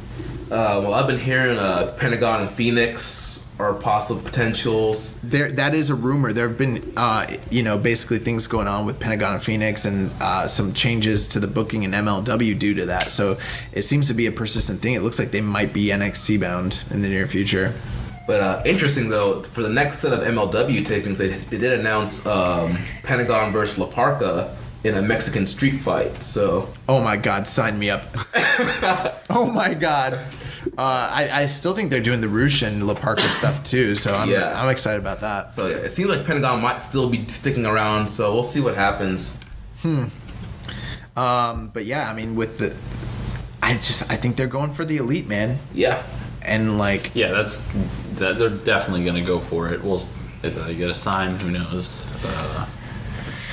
It depends what they want, right? Right. Because Young Bucks have always said the schedule would be too much for them, but if it's just like so much money that like a ridiculous amount of money for a tag team, like you know what I mean? It's just like here's $10 million just to stay out of other promotions. I don't know. They're either way they're in a really good spot because either like New Japan's gonna have to like pay up or shut up, right? Or Vince will just like throw so much money at them and they can't say no. Yeah. Speaking of this whole like stealing talent.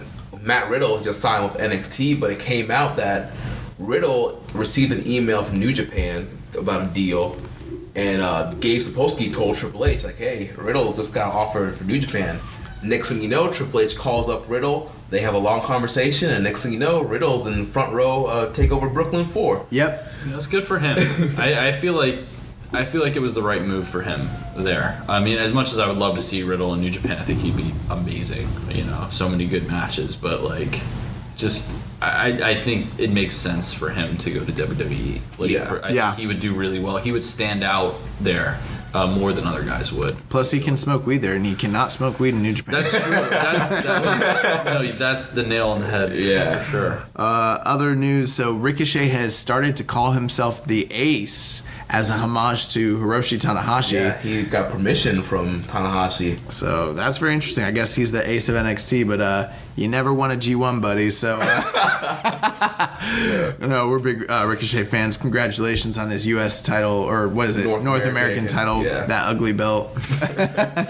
Also, the NXT show was awesome on Saturday night. It was so good. Yeah. Brian it's been quoted that Brian has said he's very, very likely to re-sign with WWE, unfortunately. So I don't think we're going to be seeing him working any Tokyo Dome shows anytime soon. Yeah.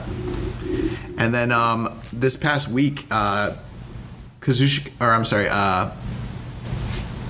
wrong with me?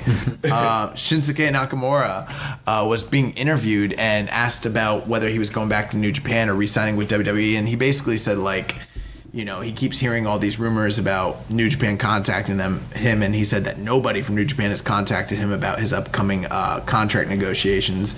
And he basically said, you know, I didn't move my family to America as a short-term thing. Yeah. And he's like, this was a very, very big decision for us. And they were like, well, are you staying with WWE? And he basically said, if the money's right. So I don't imagine we're going to be seeing anything can happen, but I don't imagine we're seeing Nakamura come back to New Japan. He'll come back eventually. I think it's too soon. I think like a few more years and he could come back. But yeah. And then this past weekend, so Kenny Omega commented about getting a bunch of tweets from NXT fans every single time there's a takeover show. What's that about? So apparently, during takeover shows, WWE fans want so desperately to just be better than Kenny Omega. So they tweet him like, "We had a great NXT show, Omega." And they've been tweeting Ospreay too, apparently. Yeah, and the Bucks too. Yeah. So I wasn't sure if it was more like, you guys need to come over here, or you guys suck and we rule. I'm sure it's a mix of both, a bunch of stuff. But he stokes the flames a little bit. I've read in the past he'll put out like tweets that kind of, not in a way that like buries anyone else, but he just does it to kind of piss people off a little bit. I mean, is he not like working the freaking like social media in the way that like Brian Pillman was working everybody in the 90s? Very similar. Yeah, he's good. He's good at that stuff. But we just want to say that like you NXT fans suck and New Japan Pro Wrestling fans are awesome. No, I'm just playing. So dumb. You can like both things, right? And like them both. Like we don't have to like hate each other, guys. And to kind of wrap up the show, so we've got some all-in news. So we've got 4 competitors that were announced for the all-in 0-hour show: Brian Cage, Jimmy Jacobs, the badass Billy Gunn, and Marco Stunt. Dude, Marco Stunt is the man, dude. He's a midget wrestler. He was on Lost in New York. Joey Janela's Lost in New York. He had a fire match, dude. You think I'm joking? I'm not, dude. Ask Rich, dude. His match was awesome. He was diving, flipping, like crazy code breakers I've never seen before. Crazy flips. Like, this guy is awesome. Yeah, so I mean, I've never seen Marco Stunt, so I'm glad that you're very excited about it. Dude, I'm gonna look this guy up on YouTube. Dude, I never heard of him, but like Joey Janela's Lost in New York, like this dude, I forgot who he was even wrestling, but the dude like had an open challenge. He jumped out the crowd and like had this like awesome match with him, dude. Yeah, I gotta check that out. So Kevin Owens was actually being interviewed this past week and was asked his opinion on All In because his friends were part of it and how he kind of compared that to what's going on with Madison Square Garden show and their sellout. And he was like, it's unbelievable that Ring of Honor and them sold it out.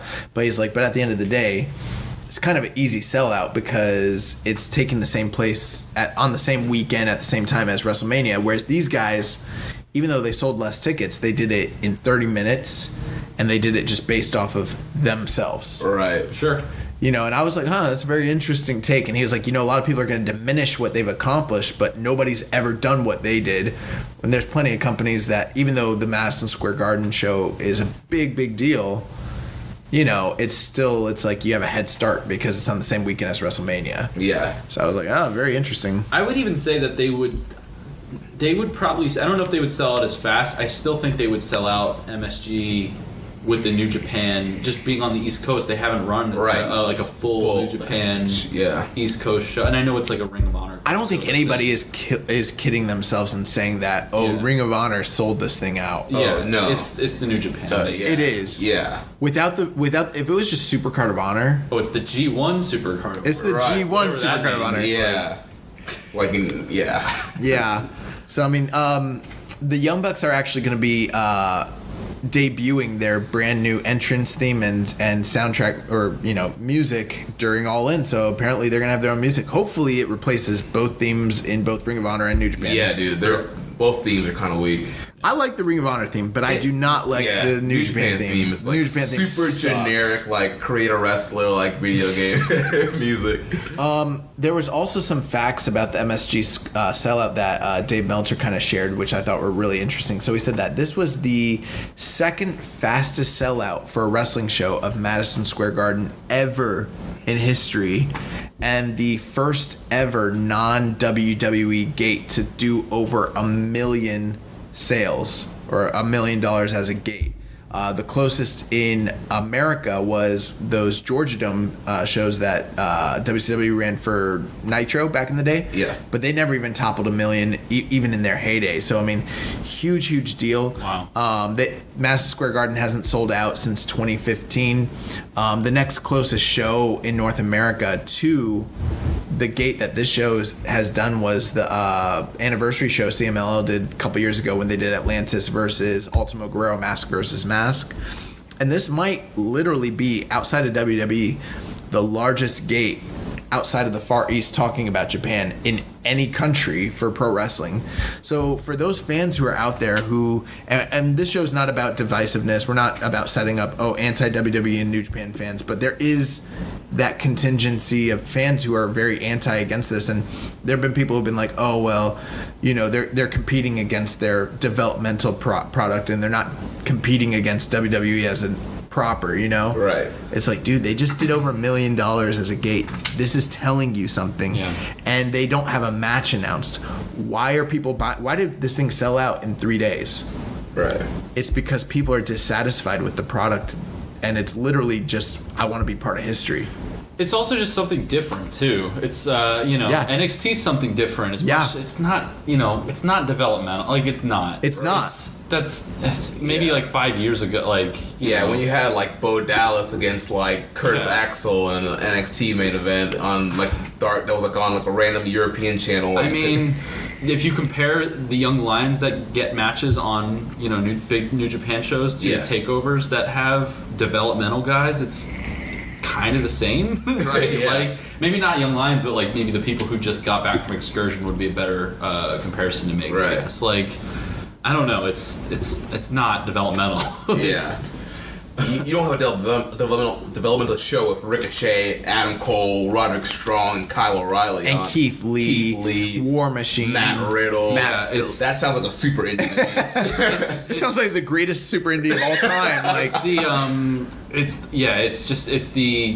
alt WWE. It's like their the Def Jam Island brand, if you remember that back in the day.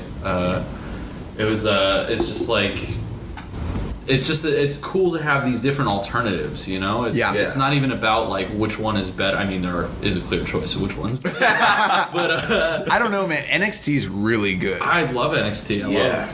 It's like the best weekly US TV show there is right now. Yeah. But with that being said, I mean, these stats and these facts, like, this is a really historic show. I mean, like, it's really just, it's incredible, like, what they're doing. Did you have any final news before we talk about Being the Elite? No, I'm good. Let's talk about, did you watch Being the Elite this week? Being the Elite, episode 116. Let's talk about it. Honestly, I was kind of underwhelmed by this week's episode. Super underwhelming episode. Nothing really happened, really. Nothing hit that funny. Though, actually, the opening was hilarious. Matt and Flip. So Matt Jackson doing his best Terry Funk impersonation that he possibly can do, and then basically doing a whole entire like spoof on Beyond the Mat. Have you ever seen Beyond the Mat? Yeah, and like Flip Gordon being like, I haven't had a match since 1991. He's like, but I try to keep in shape. Yeah. And he's like, will you guys book me? He's like, I talked to you in April about being a referee for this. And he's like, I'm not booked. I made other plans. And I was like, oh my God, these guys are freaking fools. Yeah. Like, this is the greatest thing that Flip Gordon's done his entire career. That was pretty hilarious. But other than that, I did enjoy when Okada walked up to Marty's girl. He's like 205. I thought that was funny. I also thought it was funny when Zack Sabre walked up to him with 3 different drinks and he just kept feeding him different drinks. Like a water, a monster, like a coffee. And I don't know why. Yeah. There was no reason to it. And then he's like, "You're effed, mate." Like, yeah. Other than that, though, there was nothing really on this. Christopher Daniels' promo was pretty good. His promo was good against Stephen Amell. I feel like that's gonna be garbage. I think it's gonna be better than you think it's gonna be. You think Stephen Amell and Christopher Daniels are gonna put on a compelling match, a classic? I don't know if it's gonna be a classic, but it just seems like I don't know. I don't know. We'll see. I mean, I don't really care about seeing Stephen Amell wrestle, even if he does do good. Why would I care about that? Yeah. You know who they need to have in there? David Arquette. Yeah, he's been killing it on the indies. That'd be great. So, but yeah, I mean, I don't really have much more to talk about being the elite or anything like that. Yeah, neither do I. Any final thoughts? No, man. Jamie, thanks for joining us on the show this week. Thanks for coming on the show. Yeah, thanks for sparing the time and sharing your Japanese experiences with us. I feel like I've already been to Tokyo and I was right there in Budokan Hall. Thanks for having me on. Sorry if I was a little rambly. Man, you're great. Yeah, dude, you're awesome, man. Got anything you want to plug before? Not really. I'm just kind of like a normal dude that likes wrestling. I don't really have a thing going on, but yeah, just I would say. Check out Chris Charlton's book, the Eggshells one. I'll do a little preliminary plug for him because I know you guys are going to have him on next week. That book is great. A lot of cool illustrations, and it just does such a good job of recapping all the different, not even just New Japan, but there's All Japan shows, and I think there's like a DDT show in there somewhere. Just really cool stuff. If you're interested in learning about the history of that building and just Puro in general, which I am, I'm still learning about all that stuff, so it's just really cool to have a resource to look into. Yeah, I don't know, go to Japan. It's dope. It's dope. We'll have to go to Japan with you, man. Yeah, definitely. Oh yeah.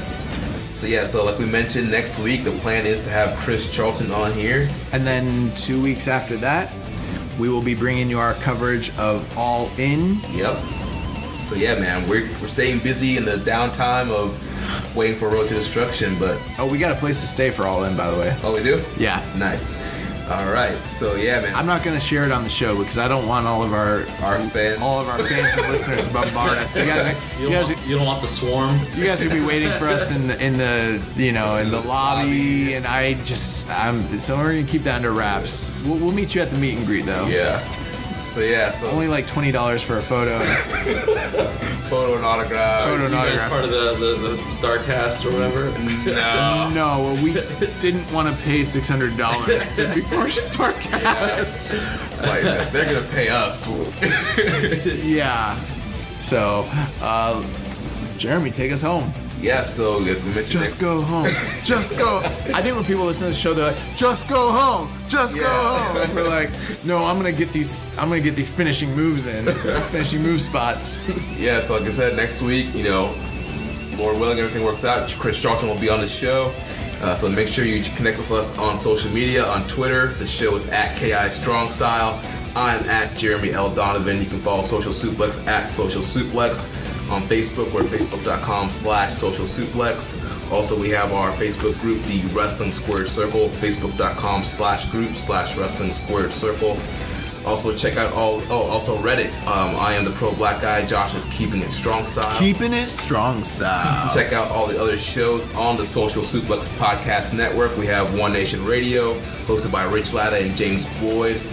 We have the Ricky and Clive Wrestling Show from Scotland. Those bumskis. I'm calling you guys out right now. Ricky thinks he's the best looking man on Social Suplex. Crazy. Oh man. I'm going to be on their show this week to review SummerSlam. Why? Hey, it was actually a decent show, man. Yeah, I was on a date, but I wish I would have actually watched it. I'll have to catch up on it, actually. Yeah. Then also we got Outsider's Edge with Rance, Carl, and Kyle. And then our podcast dedicated to independent wrestling, Grown Men Watch This Shit. Oh, I'm going to be on that show. Yeah, you're going to be on Grown Men Watch This Shit? Yeah, this Wednesday. With Jeremy Tate and Chris Bryant, so that'll be good stuff. Yeah. So yeah, guys, subscribe, leave us a rating and review, and until next time, goodbye. And good night. Bang. Thank you for listening to Keepin' It Strong Style. We'll see you next time.